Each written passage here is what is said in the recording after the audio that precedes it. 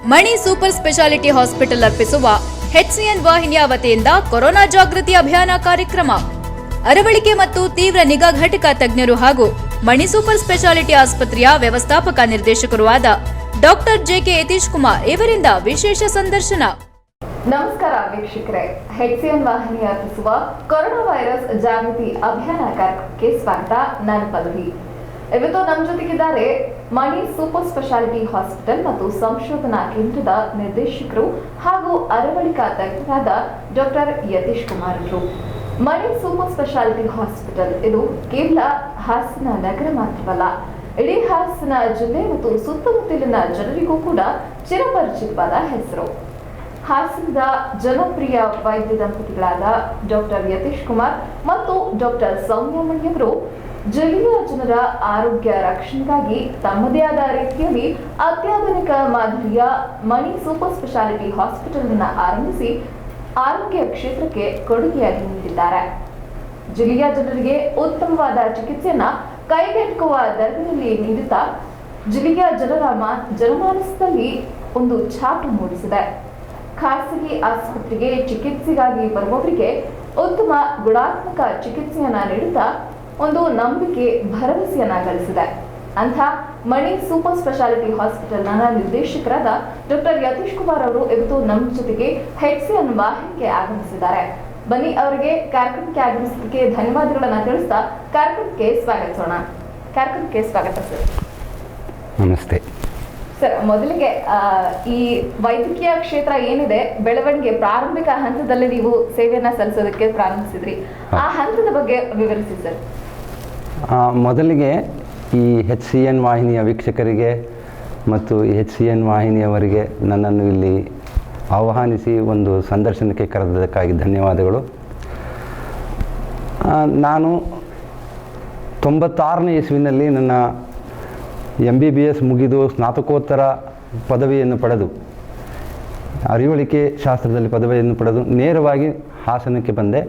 ಹಾಸನಕ್ಕೆ ಬಂದು ನನ್ನ ಅರಿವಳಿಕೆ ತಜ್ಞನಾಗಿ ನನ್ನ ಒಂದು ಖಾಸಗಿ ವೃತ್ತಿ ಜೀವನವನ್ನು ಪ್ರಾರಂಭಿಸಿದೆ ನೇರವಾಗಿ. ಆ ದಿನಗಳಲ್ಲಿ ಅಂದರೆ ಈಗ ಆಲ್ಮೋಸ್ಟ್ 20-22 ವರ್ಷದ ಹಿಂದೆ ಹಾಸನ ನಗರ ಮತ್ತು ಜಿಲ್ಲೆ ಇಲ್ಲಿ ವೈದ್ಯರ ಸಂಖ್ಯೆ ಜನಗಳಿಗೆ ಹೋಲಿಸಿದರೆ ಕಡಿಮೆ ಇತ್ತು. ತಜ್ಞ ವೈದ್ಯರ ಸಂಖ್ಯೆ ಅಂತೂ ಇನ್ನೂ ಕಡಿಮೆ ಇತ್ತು. ಮತ್ತು ಈ ಖಾಸಗಿ ವೃತ್ತಿ ಜೀವನ, ಖಾಸಗಿ ವೈದ್ಯಕೀಯ ಸೇವೆಗಳ ಬಗ್ಗೆ ಅಷ್ಟಾಗಿ ಜನಸಾಮಾನ್ಯರಿಗೆ ಅಷ್ಟೇ ಯಾಕೆ, ವೈದ್ಯರಲ್ಲೂ ಹೇಗಿರಬೇಕು, ಸುರಕ್ಷತೆ ಹೇಗಿರಬೇಕು, standard of medical health care ಹೇಗಿರಬೇಕು ಅನ್ನೋದ್ರ ಬಗ್ಗೆ ಸ್ಪಷ್ಟವಾದ ಒಂದು ತಿಳುವಳಿಕೆ ಆಗಲಿ, ಒಂದು ರಿವಾಜಾಗಲಿ ಇರಲಿಲ್ಲ. ಮತ್ತು ಹೆಚ್ಚಿನ ವೈದ್ಯರೆಲ್ಲ ಖಾಸಗಿ ವೃತ್ತಿ ಜೀವನಕ್ಕೆ ಬಂದವರು ಕಡಿಮೆ ಇದ್ದರು. ಸರ್ಕಾರಿ ವೈದ್ಯರಾಗಿದ್ದುಕೊಂಡು ಮತ್ತು ಅಲ್ಲಿಂದ ರಿಟೈರ್ಡ್ ಆಗೋಂಥ ನಿವೃತ್ತಿ ಹಂತದಲ್ಲಿದ್ದವರು ಪ್ರಾಕ್ಟೀಸ್ ಮಾಡ್ತಿದ್ದರು. ಹಾಗೆ ಈ ವೈದ್ಯಕೀಯ ಸಲಕರಣೆಗಳಿದ್ವಲ್ಲ ಆವಾಗೆಲ್ಲ ಭಾಳ ಸೀಮಿತವಾಗಿದ್ದವು. ನಾವು ಪ್ರಾಕ್ಟೀಸ್ ಶುರು ಮಾಡಿದಾಗ ಏನು ಮಾಡ್ತಿದ್ವಿ, ಸಿಂಗಲ್ ಡಾಕ್ಟ್ರುಗಳು ಅಂದರೆ ಹೆರಿಗೆ ಮತ್ತು ಸ್ತ್ರೀರೋಗ ತಜ್ಞ ಡಾಕ್ಟ್ರು ಒಂದು ಸಣ್ಣ ಆಸ್ಪತ್ರೆ ಮಾಡಿರೋರು, ಫಿಸಿಷಿಯನ್ ಡಾಕ್ಟ್ರು. ನಾವು ನಮ್ಮ ಬಂದ ಹೊಸರಲ್ಲಿ ಮುನಿವೆಂಕಟೇಗೌಡರು ಅಂದರೆ ಒಂದು ಪರಿಚಿತ ಹೆಸರು. ನಾನು ಸಹ ಅವರಿಂದ ಚಿಕಿತ್ಸೆ ತಗೊಂಡಿದ್ದೀನಿ. ನಾನು ಚಿಕ್ಕವನಲ್ಲಿದ್ದಾಗ ಅವ್ರದ್ದು ಒಂದು ಆಸ್ಪತ್ರೆ ಅನ್ನೋದಕ್ಕಿಂತ ಸಣ್ಣದಾದ ನರ್ಸಿಂಗ್ ಹೋಮ್ಗಳಿದ್ದವು, 15-20 ಬೆಡ್ ಅಂತ ನರ್ಸಿಂಗ್ ಹೋಮ್ಗಳನ್ನು ಮಾಡಿರೋರು. ಆಮೇಲೆ ಈ ಸುರಕ್ಷಿತವಾದ ವೈದ್ಯಕೀಯ ಸೇವೆ ಕೊಡಲಿಕ್ಕೆ ಶಸ್ತ್ರಚಿಕಿತ್ಸೆ ನಮಗೆ ಮುಖ್ಯವಾದಂಥ, ನಮ್ಮ ಅರಿವಳಿಕೆ ಶಾಸ್ತ್ರದಲ್ಲಿ ಮುಖ್ಯವಾದ ನಮ್ಮ ಪಾತ್ರ ಬರುವುದೇ ಶಸ್ತ್ರಚಿಕಿತ್ಸೆ ಮತ್ತು ಶಸ್ತ್ರಚಿಕಿತ್ಸೆಯ ಸಮಯದಲ್ಲಿ ನಮ್ಮ ಪಾತ್ರ ಇರ್ತದೆ. ಆ ಸಮಯದಲ್ಲಿ ಒಂದು ಅರಿವಳಿಕೆ ಕೊಡಲಿಕ್ಕೆ ಯಾವ್ಯಾವ ಸಲಕರಣೆಗಳು ಬೇಕು, ಯಾವ ಒಂದು ರೀತಿಯ ಮಾನಿಟರ್ಗಳು ಬೇಕು, ಯಾವ ಒಂದು ಟೆಕ್ನಿಕ್ಗಳು ಕೊಟ್ಟು ಉಪಯೋಗಿಸ್ಬಿಟ್ಟು ಅರಿವಳಿಕೆ ಕೊಡಬೇಕು, ಸುರಕ್ಷಿತವಾಗಿ ಹೇಗೆ ಕೊಡಬೇಕು, ಪೇಷಂಟ್ ಸುರಕ್ಷತೆಯನ್ನು ಹೇಗೆ ನೋಡ್ಕೋಬೇಕು, ಇವುಗಳ ಬಗ್ಗೆ ನಾವು ವೈದ್ಯಕೀಯ ಕಾಲೇಜಲ್ಲಿ ಓದ್ಕೊಂಡು ಬಂದಿದ್ವಿ. ಆದರೆ ಅದನ್ನು ಇಲ್ಲಿ ನಾವು ನಿಜವಾಗ್ಲೂ ಪ್ರಾಕ್ಟೀಸಿಗೆ ಬಂದಾಗ ಅದು ಅದೇ ಒಂದು ವಿಭಿನ್ನವಾದ ಒಂದು ಪರಿಸರ. ಯಾಕೆಂದರೆ ಅಲ್ಲೆಲ್ಲ ಪ್ರತಿಯೊಬ್ಬರು ಇರೋರು, ಪ್ರತಿಯೊಂದು ಸಲಕರಣೆಗಳು ಇರೋದು, ನಮಗೂ ಸ್ವಲ್ಪ ಹೆಚ್ಚು ಕಡಿಮೆ ಆದರೂ ನೋಡ್ಕೊಳ್ಳೋಕೆ ನಮ್ಮ ಸೀನಿಯರ್ಗಳಿರೋರು, ಜೊತೆ ಸಹೋದ್ಯೋಗಿಗಳಿರೋರು. ಇಲ್ಲಿ ಎಲ್ಲ ನಾವೇ ಆ ಒಂದು ಸಂಕೀರ್ಣವಾದ ವಾತಾವರಣದಲ್ಲಿ ಒಂದು ನಾವು ಖಾಸಗಿ ವೃತ್ತಿ ಶುರು ಮಾಡಿದಾಗ ಅದರದ್ದೇ ಒಂದು ವಿಭಿನ್ನವಾದ ಅನುಭವ ಇತ್ತು. ಅದು ನಿಜಕ್ಕೂ ಒಂದು ಸ್ಮರಣೀಯ ಅನುಭವ ನಂದು. ಆಮೇಲೆ ಅದನ್ನು ನೋಡ್ತಾ ನಮ್ಗೆ ಅನಿಸಿದ್ದು ಇದನ್ನು ಇನ್ನೂ ಉತ್ತಮಪಡಿಸಬೇಕು. ಯಾಕಂದರೆ ವೈದ್ಯಕೀಯ ಚಿಕಿತ್ಸೆಗಳನ್ನು ಕೊಡಲೋಸ್ಕರವಾಗಿ ನಾವು ಕಟ್ಟಡಗಳನ್ನು ಕಟ್ಟಬೇಕು. ಆವಾಗೇನೆಂದರೆ ಪ್ರೈವೇಟ್ ಬಿಲ್ಡಿಂಗ್ ಇರೋವು, ಅವು ಆಸ್ಪತ್ರೆಗೆ ಅಂತ ನಿಗದಿ ಮಾಡಿದಂಥ ಕಟ್ಟಡಗಳಲ್ಲ, ಬಾಡಿಗೆ ತಗೊಂಡು ಆಸ್ಪತ್ರೆಗಳನ್ನು ನಡೆಸೋಕ್ಕೆ ಅಂತ ಆ ಸಮಯಕ್ಕೆ ಮಾರ್ಪಾಟು ಮಾಡ್ಕೊಂಡಂಥವು. ನಾವೇ ಒಂದು ಸ್ವತಂತ್ರವಾದ ಕಟ್ಟಡ ಆಸ್ಪತ್ರೆಗೆ ಅಂತ ಒಂದು ನಿಗದಿಯಾದ ಕಟ್ಟಡ ಇದ್ದರೆ ಎಷ್ಟು ಚೆನ್ನಾಗಿರುತ್ತೆ.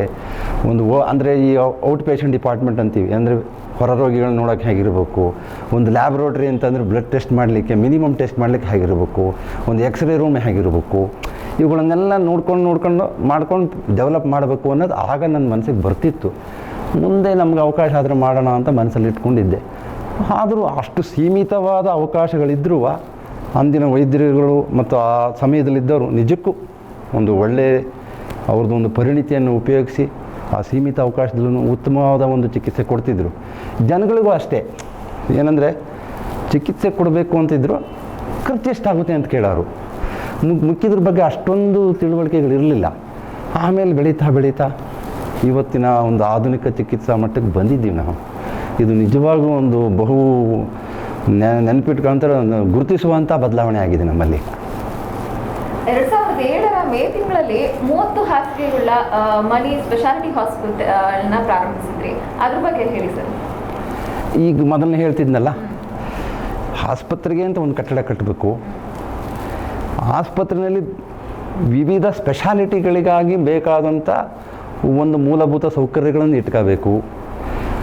ಈಗ ಹೆರಿಗೆ ಮತ್ತು ಸ್ತ್ರೀರೋಗ ತಜ್ಞ, ನನ್ನ ಶ್ರೀಮತಿ ಹೆರಿಗೆ ಮತ್ತು ಸ್ತ್ರೀರೋಗ ತಜ್ಞೆ, ಅದರಲ್ಲಿ ಅವರು ಒಂದು ಡೆಲಿವರಿ ರೂಮ್ ಅಂದರೆ ಹೇಗಿರಬೇಕು, ತಕ್ಷಣಕ್ಕೆ ಎಲ್ಲ ಕೈಗೆ ಎಟ್ಕೊಂಗಿರಬೇಕು, ಅದಕ್ಕೆ ಸೆಂಟ್ರಲ್ ಪೈಪ್ಲೈನ್ ಆಕ್ಸಿಜನ್ ಇರಬೇಕು, ಮತ್ತು ಡೆಲಿವರಿ ಆಗದೆ ಹೋದರೆ ಇಮಿಡಿಯೇಟಾಗಿ ತಕ್ಷಣಕ್ಕೆ ಆಪ್ರೇಷನ್ ಮಾಡೋ ಕೊಠಡಿ ಹೇಗಿರಬೇಕು, ಆಪ್ರೇಷನ್ ರೂಮ್ ಆಗಲಿ. ಅದರ ನಂತರ ಕೂಡಲೇ ಡೆಲಿವರಿ ಆದಾಗ ಕೆಲವೊಂದು ಮಕ್ಕಳಿಗೆ ತೀವ್ರ ನಿಗಾ ಘಟಕ ಅಂದರೆ NICU ಅಂತಾರೆ, ನಿಯೋನೇಟಲ್ ಇಂಟೆನ್ಸಿವ್ ಕೇರ್ ಅಂತ, ಅದನ್ನು ನೋಡ್ಕೊಳ್ಳೋವಂಥ ವ್ಯವಸ್ಥೆ ಹೇಗಿರಬೇಕು, ಮಕ್ಕಳ ಡಾಕ್ಟ್ರುಗಳು ಬಂದಾಗ ನೋಡ್ಕೊಳ್ಳೋಕ್ಕೆ ಏನು ವ್ಯವಸ್ಥೆ ಮಾಡ್ಕೋಬೇಕು. ಆಪ್ರೇಷನ್ ಆದ ನಂತರ ನೇರವಾಗಿ ಅವ್ರನ್ನ ವಾರ್ಡಿಗೆ ಕಳಿಸ್ಬಾರ್ದು, ಇಮಿಡಿಯೇಟಾಗಿ ಅವ್ರನ್ನ ಪೋಸ್ಟ್ ಆಪ್ರೇಟಿವ್ ವಾರ್ಡಲ್ಲಿ ನೋಡ್ಕೊಳ್ಳೋವಂಥದ್ದು, ಆ ಥರ ವ್ಯವಸ್ಥೆ ಮಾಡ್ಕೋಬೇಕು.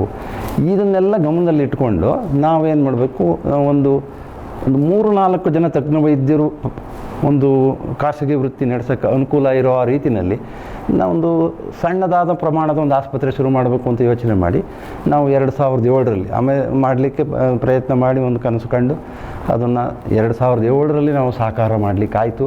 ಅದರಿಂದ ಬಹಳಷ್ಟು ಜನಕ್ಕೆ ನಾವು ಒಂದು ಉತ್ತಮವಾದ ವೈದ್ಯಕೀಯ ಸೌಲಭ್ಯ, ಅಂದರೆ ಒಂದು ಕೆಲವೊಂದು ತಜ್ಞ ವಿಭಾಗಗಳಲ್ಲಿ ಹೆರಿಗೆ ಮತ್ತು ಸ್ತ್ರೀರೋಗ, ಮಕ್ಕಳ ವಿಭಾಗ ಮತ್ತು ಈ ವೈದ್ಯಕೀಯ ವಿಭಾಗದಲ್ಲಿ ಮಾಡಲಿಕ್ಕೆ ನಮಗೆ ಒಂದು ಅನುಕೂಲ ಆಯಿತು. ಆ ತೃಪ್ತಿ ನಮಗಿತ್ತು. ಆ ಒಂದು ಬದಲಾವಣೆ ಆಗಲಿ, ಅದೊಂದು ಉತ್ತಮ ಮೇಲ್ಮಟ್ಟದ ಚಿಕಿತ್ಸೆಯನ್ನಾಗಲಿ ನಮ್ಮ ಸುತ್ತಲಿನ ಜನ ಗುರುತಿಸಿ ನಮ್ಮಲ್ಲಿಗೆ ಬರೋಕ್ಕೆ ಶುರು ಮಾಡಿದ್ರು. ನಮ್ಮ ಒಂದು ರಿಸಲ್ಟ್ಸ್ ಇತ್ತಲ್ಲ, ಆ ಒಂದು ಸಂತೃಪ್ತಿ ಇತ್ತಲ್ಲ, ಆ ಒಂದು ಸಂತೃಪ್ತಿ ರಿಸಲ್ಟ್ಸಲ್ಲೇ ಹೆಚ್ಚಿನ ಜನ ನಮಗೆ ಒಂದು ಬೆಂಬಲವಾಗಿ ಒಂದು ಹೆಚ್ಚಿಗೆ ಜನ ಬರೋಕ್ಕೆ ಶುರು ಮಾಡಿದ್ರು. ಆ ಒಂದು ರೆಸ್ಪಾನ್ಸಿಂದ ನಮಗೆ ಒಂದು ಧನ್ಯತಾ ಭಾವನೆ ಬಂತು. ಆ ಟೈಮ್ನಲ್ಲಿ ನಾವು ಈ CME ಅಂತ ಮಾಡ್ತೀವಿ ನಮ್ಮ ವೈದ್ಯಕೀಯ ವೃತ್ತಿ ಬಾಂಧವರಿಗೆ ಅಂತ. ಅದರಲ್ಲಿ ಏನು ಮಾಡ್ತೀವಿ, ಒಂದು ನೋವು ರಹಿತ ಹೆರಿಗೆ ಅನ್ನೋದು ಒಂದು, ಇದಾಗಲೇ ಮುಂದಿನ ಇದರಲ್ಲಿ ಅವಾಗ ನಾವೊಂದು CME ಮಾಡಿದ್ವಿ, ಪೇಯ್ನ್ಲೆಸ್ ಡೆಲಿವರಿ ಮಾಡೋದು ಹೇಗೆ ಅಂತ. ನಾನು ನನ್ನ ಸ್ನಾತಕೋತ್ತರ ಟೈಮಲ್ಲಿ ಓದ್ತಾ ಇದ್ದೆ ಅಷ್ಟೇ, ಅದನ್ನು ಹತ್ತಿರದಿಂದ ನೋಡಿರಲಿಲ್ಲ. ಅದನ್ನು ಮಾಡಿದಾಗ ಒಂದು CME ಮಾಡಿದಾಗ ಅಲ್ಲಿ ನಮಗೆ ನೋಡಿದ್ವಿ ಆ ಹೆರಿಗೆ ನೋವಿನಲ್ಲಿ ಇರೋಂಥ ಮಹಿಳೆ ಆ ಒಂದು ಹೆರಿಗೆ ನೋವನ್ನು ಪರಿಹರಿಸಿದಾಗ ಆಗುವಂಥ ಒಂದು ರಿಲ್ಯಾಕ್ಸೇಷನ್, ಧನ್ಯತೆ ಇರುತ್ತಲ್ಲ, ಅದನ್ನು ಯಾವ ವೈದ್ಯರಿಗಾಗಲಿ ಮಹಿಳೆಗಾಗಲಿ ನಿಜವಾಗ್ಲೂ ಒಂದು ಅವಿಸ್ಮರಣೀಯ ಸಂದರ್ಭ ಅದು. ಅದನ್ನು ನೋಡಿಬಿಟ್ಟು ನಾವೇನು ಮಾಡಿದ್ವಿ, ಹಾಸನದಲ್ಲಿ ಅಲ್ಲಿವರೆಗೂ ಇರಲಿಲ್ಲ, ಬರೀ ಥಿಯರಿ ಇತ್ತು, ಬುಕ್ಕಲ್ಲಿ ಓದ್ತಿದ್ವಿ. ಅದನ್ನು ನಾವ್ಯಾಕೆ ಜನಗಳಿಗೆ ಕೊಡಬಾರ್ದು, ಆ ಒಂದು ವಿಚಾರ ಮಾಡಿ ನಾವೇ ಮೊದಲಿಗರು ಅದನ್ನು ಶುರು ಮಾಡಿದವರಲ್ಲಿ. ಅಲ್ಲಿಂದ ಮುಂದಿನ ನಾವು ಮಣಿ ಆಸ್ಪತ್ರೆನ ಇನ್ನೂ ಮೇಲ್ಮಟ್ಟಕ್ಕೆ ತಗೊಂಡು ಹೋಗಬೇಕು ಅಂತ ಹೇಳಿ ಪ್ರಾರಂಭ ಮಾಡಿ ಮುಂದುವರೆದ್ವಿ ನಾವು. ಓಕೆ, ನೀವು ಹೇಳಿದ್ರಿ ಇವಾಗ ಪೇನ್ಲೆಸ್ ಡೆಲಿವರಿ ಆಪ್ಷನ್ನ ನಾವು ಇಂಟ್ರೊಡ್ಯೂಸ್ ಮಾಡಿದ್ವಿ. ಅದೇ ರೀತಿ ಮಣಿ ಸೂಪರ್ ಸ್ಪೆಷಾಲಿಟಿ ಹಾಸ್ಪಿಟಲ್ನಲ್ಲಿ ಅಂತಾರಾಷ್ಟ್ರೀಯ ಗುಣಮಟ್ಟದ ಯಾವೆಲ್ಲ ರೀತಿಯ ಸೌಲಭ್ಯಗಳು ಲಭ್ಯವಿದೆ ಸರ್? ಈ ಅಂತಾರಾಷ್ಟ್ರೀಯ ಗುಣಮಟ್ಟ ಅಂತಂದರೆ ಈಗೇನಾಗಿದೆ, ಈ ವೈದ್ಯಕೀಯ ಚಿಕಿತ್ಸೆಯ ಗುಣಮಟ್ಟವನ್ನು ನಿರ್ಧರಿಸೋದಕ್ಕೆ ಒಂದು ಸಂಸ್ಥೆ ಇದೆ. ಅದು ಗ್ಲೋಬಲ್ ಲೆವೆಲಲ್ಲಿ ಬೇರೆದಿರುತ್ತೆ, ಅಂತಾರಾಷ್ಟ್ರೀಯ ಮಟ್ಟದಲ್ಲಿ. ರಾಷ್ಟ್ರೀಯ ಮಟ್ಟದಲ್ಲಿ NABH ಅಂತ ಇದೆ. ಅವರೇನು ಮಾಡ್ತಾರೆ, ಈ ಅಂತಾರಾಷ್ಟ್ರೀಯ ಮಟ್ಟದಲ್ಲಿ ಒಂದು ಆಸ್ಪತ್ರೆ ಹೇಗಿರಬೇಕು, ಜನಗಳು ಬಂದು ಕೂತ್ಕೊಳ್ಳೋಕ್ಕೆ ವೆಯ್ಟಿಂಗ್ ಲಾಂಜ್ ಅಂತೀವಲ್ಲ ಅದರಲ್ಲಿ ಸ್ಪೇಸ್ ಹೇಗಿರಬೇಕು, ಒಂದು ಸಿಂಪಲ್ ಲ್ಯಾಬ್ ಅಂತೀವಲ್ಲ ರಕ್ತ ಪರೀಕ್ಷೆ ಮಾಡಲಿಕ್ಕಾಗಲಿ, ಒಂದು regular day to day test ಮಾಡಲಿಕ್ಕಾಗಲಿ ಅವುಗಳೆಲ್ಲ ಹೇಗಿರಬೇಕು, ಮೆಟ್ಟಿಲುಗಳು ಎಷ್ಟು ಅಗಲ ಇರಬೇಕು, ಎಷ್ಟು ಎತ್ತರ ಇರಬೇಕು, ಮತ್ತು ಕಟ್ಟಡದ ವಿಸ್ತೀರ್ಣದಲ್ಲಿ ಗಾಳಿ ಓಡಾಡೋಕ್ಕಾಗಲಿ, ಹೆಚ್ಚಿಗೆ ಜನ ಓಡಾಡಬೇಕಾದ್ರೆ ಒಂದು ವೇಳೆ ತುರ್ತು ಸನ್ನಿವೇಶ ಬಂತು ಅಂದರೆ ಸುರಕ್ಷಿತವಾಗಿ ಆಚೆಗೆ ಹೋಗೋದು, ಮತ್ತು ಈ ಬೆಂಕಿ ಸುರಕ್ಷತಾ ಕ್ರಮಗಳನ್ನು ಅಳವಡಿಸ್ಕೊಳ್ಳೋದು, ಇವುಗಳನ್ನೆಲ್ಲ ಅವನ್ನ ಒಂದುಗೂಡಿಸಿ ಒಂದು ಸುಸಜ್ಜಿತವಾದ ಒಂದು ಆಸ್ಪತ್ರೆ ಕಟ್ಟಬೇಕು. ಇದನ್ನು ಮಾಡಬೇಕಲ್ಲ, ನಾನು ಹೇಗೆ ಮಾಡೋದು ಅಂತೇಳಿ ನಾನು ನಮ್ಮ ಈಗೆಲ್ಲ ಇಂಟರ್ನೆಟ್ ಬರ್ತಿತ್ತಲ್ಲ ಅಷ್ಟೊತ್ತಿಗೆ ನಾನು ಅದರಲ್ಲಿ ಹುಡುಕ್ತಾ ಹೋದೆ. ಆವಾಗ ಈಗ ಅದಕ್ಕೋಸ್ಕರ ಒಂದು ಎಜುಕೇಟಿವ್ ಪ್ರೋಗ್ರಾಮ್ಗಳು ಮಾಡ್ತಾರೆ, ಅದನ್ನು ಹುಡುಕಿಕೊಂಡು ಹೋದೆ. ಹುಡ್ಕೊಂಡು ಹೋಗಿ ಒಂದು ಹಾಸ್ಪಿಟ್ಲ್ ಅಂದರೆ ಹೇಗಿರಬೇಕು, ಒಂದು ಬೆಡ್ ಅಂದರೆ ಹೇಗಿರಬೇಕು, ಅದರಲ್ಲಿ ಯಾವ ಥರ ಒಂದು ಸುರಕ್ಷತಾ ಕ್ರಮಗಳನ್ನು, ಆಪರೇಷನ್ ಥಿಯೇಟ್ರಲ್ಲಿ ಲೈಟಿಂದ ಹಿಡಿದು ಆಪರೇಷನ್ ಟೇಬಲಿಂದ ಹಿಡಿದು ಅತ್ಯಾಧುನಿಕ ಅರಿವಳಿಕೆಗಿಳುವಂಥ ಯಂತ್ರಗಳಿಂದ ಹಿಡಿದು ಈ ಅಂತರ್ದರ್ಶಕ ಅಂದರೆ ಲ್ಯಾಪ್ರೋಸ್ಕೋಪಿಕ್ ಮಾಡ್ತೀವಲ್ಲ ಅವುಗಳನ್ನು ಮಾಡೋದನ್ನು ಹಿಡಿದು ಪ್ರತಿಯೊಂದನ್ನು ಡೀಟೇಲಾಗಿ ಹೇಳ್ತಾರೆ. ಒಂದು 3-4 ಕಾನ್ಫರೆನ್ಸ್ಗೆ ದಿನಗಟ್ಟಲೆ ಹೋಗಿ ಕೇಳಿಕೊಂಡು ಬಂದು ಅದನ್ನು ಅಳವಡಿಸ್ಕೋಬೇಕು. ಅದನ್ನು ಅಳವಡಿಸ್ಕೊಳ್ಳೋಕ್ಕೆ ವಿಸ್ತಾರವಾದ ಜಾಗ ಬೇಕು. ವಿಸ್ತಾರವಾದ ಜಾಗ ನಮ್ಮ ಹತ್ರ ಇಲ್ಲ.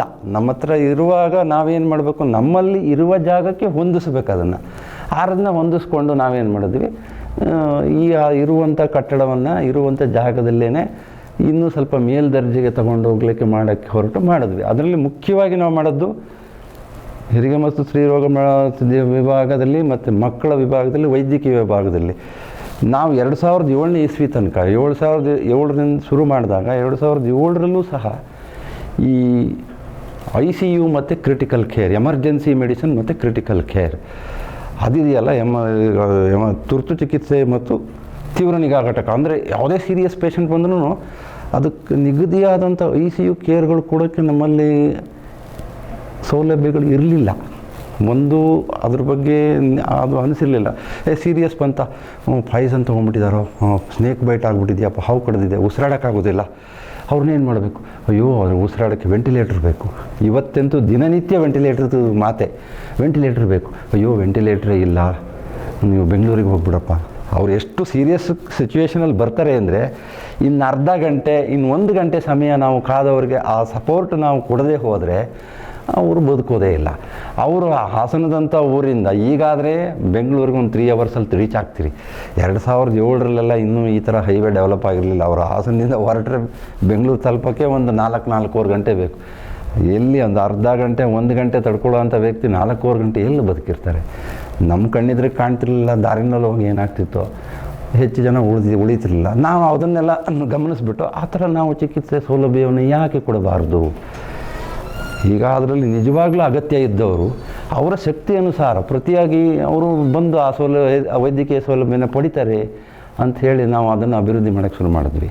ಅದು ಶುರು ಮಾಡಿದಾಗ ಏನಾಗುತ್ತೆ, ICU ಮತ್ತು ಕ್ರಿಟಿಕಲ್ ಕೇರ್ ಅನ್ನೋ ಒಂದು ವಿಭಾಗವನ್ನು ಅಭಿವೃದ್ಧಿ ಪಡಿಸಿದ್ದೇ ಆ ಒಂದು ಪದೇ ಪದೇ ಬರ್ತಾ ಇದ್ದಂಥದ್ದನ್ನು ನೋಡಿ. ಈಗ ಉದಾಹರಣೆಗೆ ಒಂದು ಪ್ರೆಗ್ನೆನ್ಸಿ ಅಂತ ಬರುತ್ತೆ, ಅದರಲ್ಲಿ ಏನಾಗುತ್ತೆ, ಈ PIH ಅಂತೀವಿ, ಅಂದರೆ ಇದ್ದಕ್ಕಿದ್ದಂಗೆ ಫಿಟ್ಸ್ ಬಂದುಬಿಟ್ಟು ಒದ್ದಾಡ್ಕೊಂಬರ್ತಾರೆ. ನೆನ್ನೆ ಕೂಡ ನಮ್ಮ ಆಸ್ಪತ್ರೆಗೆ ಒಂದು ಬಂದರು.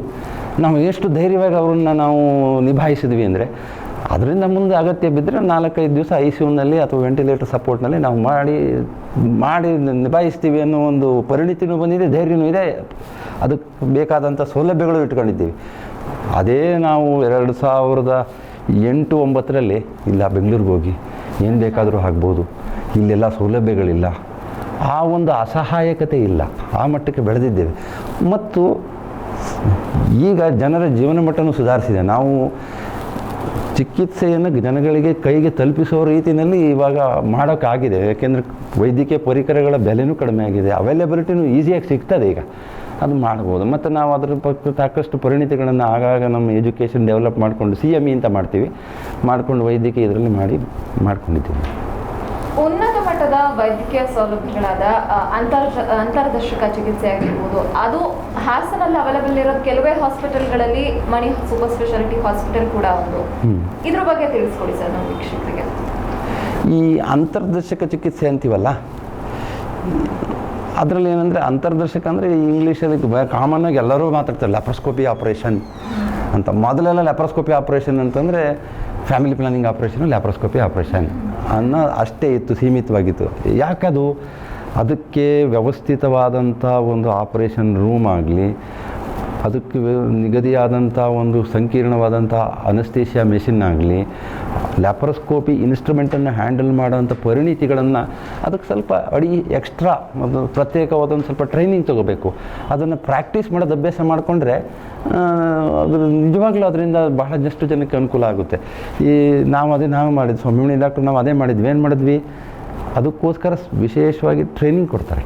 ಆ ಟ್ರೈನಿಂಗಿಗೆ ಹೋಗಿ ಅದಕ್ಕೋಸ್ಕರ ನಾವು ಒಂದು ಸ್ವಲ್ಪ ಡೆಡಿಕೇಟೆಡ್ ಮಾಡಿದರೆ ನ್ಯಾಚುರಲಿ ಈಗ ಇವತ್ತು ಆಪ್ರೇಷನ್ ಆದವರು, ಈಗ ಒಂದು ಉದಾಹರಣೆ ಮಾಡ್ಬೇಕಂದ್ರೆ ಈ ಲ್ಯಾಪ್ರೋಸ್ಕೋಪಿ ಕೋಲಿಸಿಸ್ಟೆಕ್ಟಮಿ ಅಂತೀವಿ. ಮೊದಲೆಲ್ಲ ಗಾಲ್ ಬ್ಲಾಡರ್ ಆಪ್ರೇಷನ್ ಮಾಡಿದರೆ ಒಂದು 4 ದಿವಸ ಎದ್ದೊಳಕ್ಕೆ ಆಗ್ತಿರಲಿಲ್ಲ, ಅಷ್ಟು ನೋವಿರೋದು, ಅಷ್ಟು ದೊಡ್ಡ ಆಪ್ರೇಷನ್ ಆಗಿರೋದು.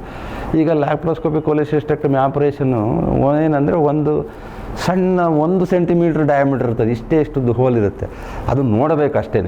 ಆಪ್ರೇಷನ್ ಮಾತ್ರ ಸುರಕ್ಷಿತವಾಗಿ ಮುಗಿದ ಮೇಲೆ 2ನೇ ದಿವಸ ಅವ್ರ ಡ್ಯೂಟಿಗೆ ಹೋಗ್ಬೋದು. ಅವ್ರಿಗೆ ಆಪ್ರೇಷನ್ ಆಗಿರೋದನ್ನು ಅವ್ರು ಹೇಳ್ಕೊಂಡ್ರೆ ಗೊತ್ತಾಗುತ್ತೆ, ಇಲ್ದಿರ ಗೊತ್ತಾಗಲ್ಲ.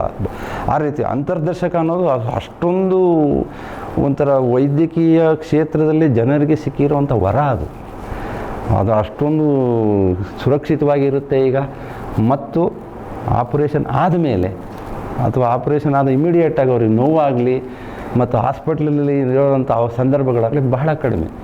ತುಂಬ ಉತ್ತಮವಾದ ಚಿಕಿತ್ಸಾ ವಿಧಾನವೇ ಲ್ಯಾಪ್ರೋಸ್ಕೋಪಿಕ್ ಆಪರೇಷನ್. ಮಣಿ ಸೂಪರ್ ಸ್ಪೆಷಾಲಿಟಿ ಆಸ್ಪತ್ರೆ ಹಾಗೂ ಸಂಶೋಧನಾ ಸಂಸ್ಥೆ. ಮಣಿ ಆಸ್ಪತ್ರೆ ಹಾಸನ ನಗರ ಮಾತ್ರವಲ್ಲದೆ ಹಾಸನ ಜಿಲ್ಲೆ ಹಾಗೂ ಸುತ್ತಲಿನ ಜನರಿಗೆ ಒಂದು ಪರಿಚಿತ ಹೆಸರು. ಹೆರಿಗೆ, ಸ್ತ್ರೀರೋಗ ಹಾಗೂ ಮಕ್ಕಳ ಆರೋಗ್ಯ ಸಂಬಂಧಿಸಿದ ಸಮಸ್ಯೆಗಳಿಗೆ ಒಂದು ರೀತಿಯ ಅಭಯ ಹಾಗೂ ಆಶಾದಾಯಕ ಭರವಸೆ ಮೂಡಿಸಿದ ಸಂಸ್ಥೆ. ಉತ್ತಮ ಸುರಕ್ಷಿತ ವೈದ್ಯಕೀಯ ಸೇವೆಯನ್ನ ನೀಡಲು ಸಂಪೂರ್ಣವಾದ ಪ್ರಯತ್ನ ಮಾಡಿ ಡಾಕ್ಟರ್ ಸೌಮ್ಯಮಣಿ ಹಾಗೂ ಡಾಕ್ಟರ್ ಯತೀಶ್ ಕುಮಾರ್ 2007 ಮೇ ತಿಂಗಳಿನಲ್ಲಿ 30 ಹಾಸಿಗೆಗಳ ಮಲ್ಟಿ ಸ್ಪೆಷಾಲಿಟಿ ಆಸ್ಪತ್ರೆಯನ್ನ ಪ್ರಾರಂಭಿಸಿದರು. ಮೊದಲಿಗೆ ಹೆರಿಗೆ, ಸ್ತ್ರೀರೋಗ, ಮಕ್ಕಳ ವಿಭಾಗ, ಅರವಳಿಕೆ ವೈದ್ಯಕೀಯ ವಿಭಾಗ ಹಾಗೂ ಶಸ್ತ್ರಚಿಕಿತ್ಸಾ ವಿಭಾಗಗಳೊಂದಿಗೆ ಪ್ರಾರಂಭಿಸಲಾಯಿತು.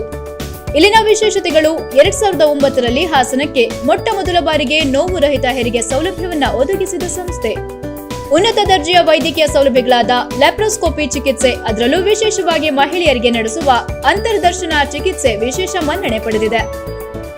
ಉನ್ನತ ವಿದ್ಯಾಭ್ಯಾಸ ಮತ್ತು ತರಬೇತಿ ಪಡೆದ ವೈದ್ಯರ ಸೇವೆ, ಹಿಸ್ಟರೋಸ್ಕೋಪಿ, ಗರ್ಭಿಣಿಯರ ತುರ್ತು ಚಿಕಿತ್ಸಾ ಕೇಂದ್ರ ಮತ್ತು ಪ್ರಸವ ಪೂರ್ವ ತರಗತಿಗಳಿಂದ ಕೂಡಿದ ಪ್ರಸೂತಿ ಮತ್ತು ಸ್ತ್ರೀರೋಗ ವಿಭಾಗ, ನುರಿತ ವೈದ್ಯರು ಮತ್ತು ಸಿಬ್ಬಂದಿಗಳಿಂದ ಕೂಡಿದ ತೀವ್ರ ನಿಗಾ ಘಟಕ, ಹೈ ಫ್ರೀಕ್ವೆನ್ಸಿ ವೆಂಟಿಲೇಟರ್, ಅವಧಿ ಪೂರ್ವ ಶಿಶು ಆರೈಕೆ ಸೌಲಭ್ಯಗಳಿಂದ ಕೂಡಿದ ನವಜಾತ ಶಿಶು ಮತ್ತು ಮಕ್ಕಳ ವಿಭಾಗ, ಉನ್ನತ ದರ್ಜೆಯ ಜೀರ್ಣಾಂಗ ವ್ಯೂಹ ತಜ್ಞರಿಂದ ಎಂಡೋಸ್ಕೋಪಿ, ಕೊಲೊನೋಸ್ಕೋಪಿ, ಲ್ಯಾಪ್ರೋಸ್ಕೋಪಿಕ್ ಶಸ್ತ್ರಚಿಕಿತ್ಸೆಗಳು, ಎಇಜಿ, ಬಯೋಫೀಡ್ಬ್ಯಾಕ್, ಕ್ರೇನಿಯಲ್ ಎಲೆಕ್ಟ್ರೋಥೆರಪಿ ಮತ್ತು ತಜ್ಞರೊಂದಿಗೆ ಆಪ್ತ ಸಮಾಲೋಚನೆ ಸೌಲಭ್ಯಗಳಿಂದ ಕೂಡಿದ ಮಾನಸಿಕ ಆರೋಗ್ಯ ವಿಭಾಗ, ಉತ್ತಮ ಶ್ರೇಣಿಯ ತೀವ್ರ ನಿಗಾ ಘಟಕ, ಆಧುನಿಕ ವೆಂಟಿಲೇಟರ್, ತುರ್ತು ಚಿಕಿತ್ಸಾ ವಿಭಾಗ, ಮಕ್ಕಳ ಶಸ್ತ್ರಚಿಕಿತ್ಸಾ ವಿಭಾಗ ಇವು ಸದಾ ಲಭ್ಯವಿದೆ. ಇಂದೇ ನಿಮ್ಮ ಉತ್ತಮ ಆರೋಗ್ಯಕ್ಕೆ ಭೇಟಿ ಕೊಡಿ. ಮಣಿ ಸೂಪರ್ ಸ್ಪೆಷಾಲಿಟಿ ಆಸ್ಪತ್ರೆ ಹಾಗೂ ಸಂಶೋಧನಾ ಸಂಸ್ಥೆ, ಸಂಪಿಗೆ ರಸ್ತೆ, ಕೆಆರ್ಪುರಂ, ಹಾಸನ. ಸಂತ ಜೋಸೆಫರ college, Saint Joseph college, Hassan. Hassan ನಗರದ ಪ್ರತಿಷ್ಠಿತ ಸಂಸ್ಥೆಯಾಗಿದ್ದು ದೇಶದ ಶೈಕ್ಷಣಿಕ ಸೇವೆಗೆ ಹೆಸರುವಾಸಿಯಾದ ಜೆಸ್ಫೀಡ್ ಎಜುಕೇಶನ್ ಸೊಸೈಟಿಯಿಂದ ನಡೆಸಲ್ಪಡುತ್ತಿದ್ದು ಕಳೆದ 63 ವರ್ಷಗಳಿಂದ ಸುದೀರ್ಘ ಶೈಕ್ಷಣಿಕ ಸೇವೆಯನ್ನು ನೀಡುತ್ತಾ ಬಂದಿದೆ. 10 ವರ್ಷಗಳಿಂದ ಉನ್ನತ ವ್ಯಾಸಂಗದಲ್ಲೂ ಹೆಸರುವಾಸಿಯಾಗಿದೆ. ಮೈಸೂರು ವಿಶ್ವವಿದ್ಯಾನಿಲಯದಿಂದ ಮಾನ್ಯತೆ ಪಡೆದಿದ್ದು ನಮ್ಮಲ್ಲಿ ಬಿಕಾಂ ಮತ್ತು ಬಿಬಿಎ ಕೋರ್ಸ್ಗಳಿಗೆ ಪ್ರವೇಶಾತಿ ಪ್ರಾರಂಭವಾಗಿದೆ. ನಮ್ಮಲ್ಲಿ ಲಭ್ಯವಿರುವ ವಿಶೇಷ ಸೌಲಭ್ಯಗಳು: ವಿದ್ಯಾರ್ಥಿಗಳಿಗಾಗಿ ರಾಜ್ಯ ಮತ್ತು ರಾಷ್ಟ್ರ ಮಟ್ಟದ ಸೆಮಿನಾರ್ಗಳ ಆಯೋಜನೆ, ನುರಿತ ಉಪನ್ಯಾಸಕರ ವರ್ಗ, ಅತ್ಯಾಧುನಿಕ ಸುವ್ಯವಸ್ಥಿತ ಕಾಲೇಜು ಕಟ್ಟಡ, ಎಲ್ಲ ಬೋಧನಾ ಕೊಠಡಿಗಳಲ್ಲೂ ಸ್ಮಾರ್ಟ್ ಕ್ಲಾಸ್ ಸೌಲಭ್ಯ, ಡಿಜಿಟಲ್ ಗ್ರಂಥಾಲಯ, ಕ್ಯಾಂಟೀನ್, ಬಸ್ ಸೌಲಭ್ಯ, ವಿಶಾಲವಾದ ಆಟದ ಮೈದಾನ. ಬೆಂಗಳೂರಿನ ಸಂತ ಜೋಸೆಫ್ ವಾಣಿಜ್ಯ ಕಾಲೇಜಿನೊಂದಿಗೆ ಜೊತೆಯಾಗಿ ಶೈಕ್ಷಣಿಕ ಕಾರ್ಯಕ್ರಮವನ್ನು ರೂಪಿಸಿ ಉದ್ಯೋಗಾವಕಾಶ ಹಾಗೂ ಬೆಳವಣಿಗೆಯ ಪೂರಕ ವಾತಾವರಣವನ್ನು ಕಲ್ಪಿಸಿಕೊಡಲಾಗುವುದು. ವಿದ್ಯಾರ್ಥಿಗಳಿಗೆ ಪಿಜಿ, ಸಿಇಟಿ, ಸಿಪಿಟಿ, ಸಿಎಸ್ ಸ್ಪರ್ಧಾತ್ಮಕ ಪರೀಕ್ಷೆಗಳಿಗೆ ತರಬೇತಿ ನೀಡಲಾಗುವುದು. ಬಾಲಕ ಬಾಲಕಿಯರಿಗೆ ಪ್ರತ್ಯೇಕ ಹಾಸ್ಟೆಲ್ ಮತ್ತು ಶುಚಿ ರುಚಿಯಾದ ಆಹಾರ ನೀಡಲಾಗುವುದು.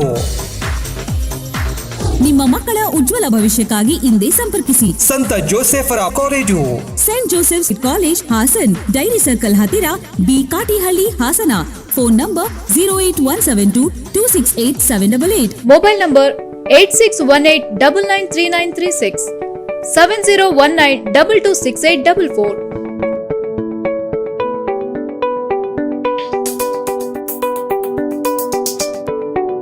ನಗರದ ಹೆಸರಾಂತ ಅಶ್ವಿನಿ ಮೆಡಿಕಲ್ಸ್ 30 ವರ್ಷಗಳಿಂದ ಜನರಿಗೆ ಸೇವೆ ಸಲ್ಲಿಸುತ್ತಿದೆ. ಇದರ ಮಾಲೀಕರಾದ ಶ್ರೀ ಗಂಗಾಧರ್ ಅವರು ಎಲ್ಲಾ ಕಂಪನಿಯ ಜೀವರಕ್ಷಕ ಔಷಧಿಗಳನ್ನ ಜನರಿಗೆ ತಲುಪಿಸುವಲ್ಲಿ ಕ್ರಿಯಾಶೀಲರಾಗಿ ಕೆಲಸ ಮಾಡುತ್ತಾರೆ. ಕೋವಿಡ್ ಸಮಯದಲ್ಲಿ ಕೋವಿಡ್ ವಾರಿಯರ್ ರೀತಿ ದಿನದ 20 ಗಂಟೆಗಳು ಜನರಿಗೆ ಸೇವೆ ಒದಗಿಸುತ್ತಿದ್ದಾರೆ. ಎಷ್ಟೋ ರೋಗಿಗಳಿಗೆ ಉಚಿತವಾಗಿ ಔಷಧಿಯನ್ನ ತಲುಪಿಸಿದ್ದಾರೆ.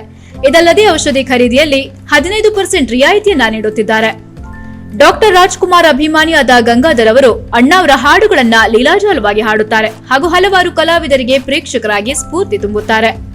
ಎಷ್ಟೋ ಮಂದಿ ಕೊರೋನಾ ಸೋಂಕಿತರ ರೋಗಿಗಳು ಇವರು ಕೊಡುವ ಆತ್ಮಸ್ಥೈರ್ಯದಿಂದ ಬಹುಬೇಗ ಗುಣಮುಖರಾಗಿ ಗಂಗಾಧರ್ ಅವರಿಗೆ ಧನ್ಯವಾದ ಹೇಳುವುದನ್ನ ಮರೆಯುವುದಿಲ್ಲ. ಕೇವಲ ಉದ್ದಿಮೆ ಅಲ್ಲದೆ ಗಂಗಾಧರ್ ಅವರು ಹಲವಾರು ಕವಿತೆಗಳನ್ನ ಹಾಗೂ ನಾವೆಲ್ಗಳನ್ನ ಬರೆಯುವುದರಲ್ಲಿ ಯಶಸ್ವಿಯಾಗಿರುತ್ತಾರೆ. ಇವರ ಕವಿತೆಗಳಾದ ನಿನ್ನ ಕಂಗಳ ಬಿಸಿಯ ಹನಿಗಳು, ನಿನ್ನ ಬಿಸಿ ಉಸಿರ ಒಂದು ಹನಿ, ನಿನ್ನ ನುಡಿಯೋ ಹೊನ್ನ ನುಡಿಯೋ, ಸಾವಿನ ಮನೆ, ವಿಧಿಯಾಟ, ಉದ್ಯಮಿ, ಕವಿ ಹಾಗೂ ಸಂಘ ಸಂಸ್ಥೆಗಳ ಪೋಷಕರಾದ ಗಂಗಾಧರ್ ಅವರು ಈ ನಮ್ಮ ಕಾರ್ಯಕ್ರಮದ ಸಹ ಪ್ರಾಯೋಜಕರು. ಬ್ರೇಕ್ನ ನಂತರ ಹೆಚ್ಎನ್ ವಾಹಿನಿ ಅರ್ಪಿಸುವ ಕೊರೋನಾ ವೈರಸ್ ಜಾಗೃತಿ ಅಭಿಯಾನ ಕಾರ್ಯಕ್ರಮಕ್ಕೆ ಮತ್ತೊಮ್ಮೆ ಸ್ವಾಗತ ವೀಕ್ಷಕರೇ. ಇವತ್ತು ನಮ್ಮ ಜೊತೆಗಿದ್ದಾರೆ ಡಾಕ್ಟರ್ ಯತೀಶ್ ಕುಮಾರ್ ಅವರು. ಬನ್ನಿ ಅವ್ರ ಜೊತೆ ಮಾತುಕತೆ ಮುಂದುವರಿಸೋಣ. ಸರ್, ಇವಾಗ ಇಂತಹ ಎಲ್ಲ ಅತ್ಯಾಧುನಿಕ ಚಿಕಿತ್ಸಾ ಸೌಲಭ್ಯಗಳನ್ನ ಇಟ್ಕೊಂಡು ಹೇಗೆ ನೀವು ಜನರಿಗೆ ಉತ್ತಮ ಚಿಕಿತ್ಸೆ ನೀಡುವಲ್ಲಿ ಯಶಸ್ಸು ಕಾಣಲು ಸಾಧ್ಯ ಆಯಿತು ಸರ್? ನಮ್ಮ ವೈದ್ಯಕೀಯ ಕ್ಷೇತ್ರದ ಒಂದು ಮೂಲಭೂತ ಮುಖ್ಯ ಒಂದು ಉದ್ದೇಶನೇ ಜನರಿಗೆ ಹೊಸ ಹೊಸ ವೈದ್ಯಕೀಯ ಆವಿಷ್ಕಾರವನ್ನು ತಲುಪಿಸುವುದು, ಆ ಮೂಲಕ ಉತ್ತಮ ಗುಣಮಟ್ಟದ ವೈದ್ಯಕೀಯ ಚಿಕಿತ್ಸೆ ಕೊಡುವುದು, ಆ ಚಿಕಿತ್ಸೆಯಿಂದ ಜನರಿಗೆ ಒಂದು ಜೀವನ ಮಟ್ಟ ಆಗಲಿ, ಚಿಕಿತ್ಸಾ ವಿಧಾನದಿಂದ ಜನರ ಆರೋಗ್ಯದ ಸುಧಾರಣೆ ಆಗಬೇಕು ಅನ್ನೋದು. ನಾವು ಇವತ್ತು ಕಲಿತದ್ದನ್ನೇ ಇನ್ನು ಸುಮಾರು ವರ್ಷಗಳ ಕಾಲ ಮಾಡೋದ್ರಿಂದ ಹೆಚ್ಚಿನ ಅನುಕೂಲ ಆಗೋದಿಲ್ಲ. ಅದರ ಒಂದು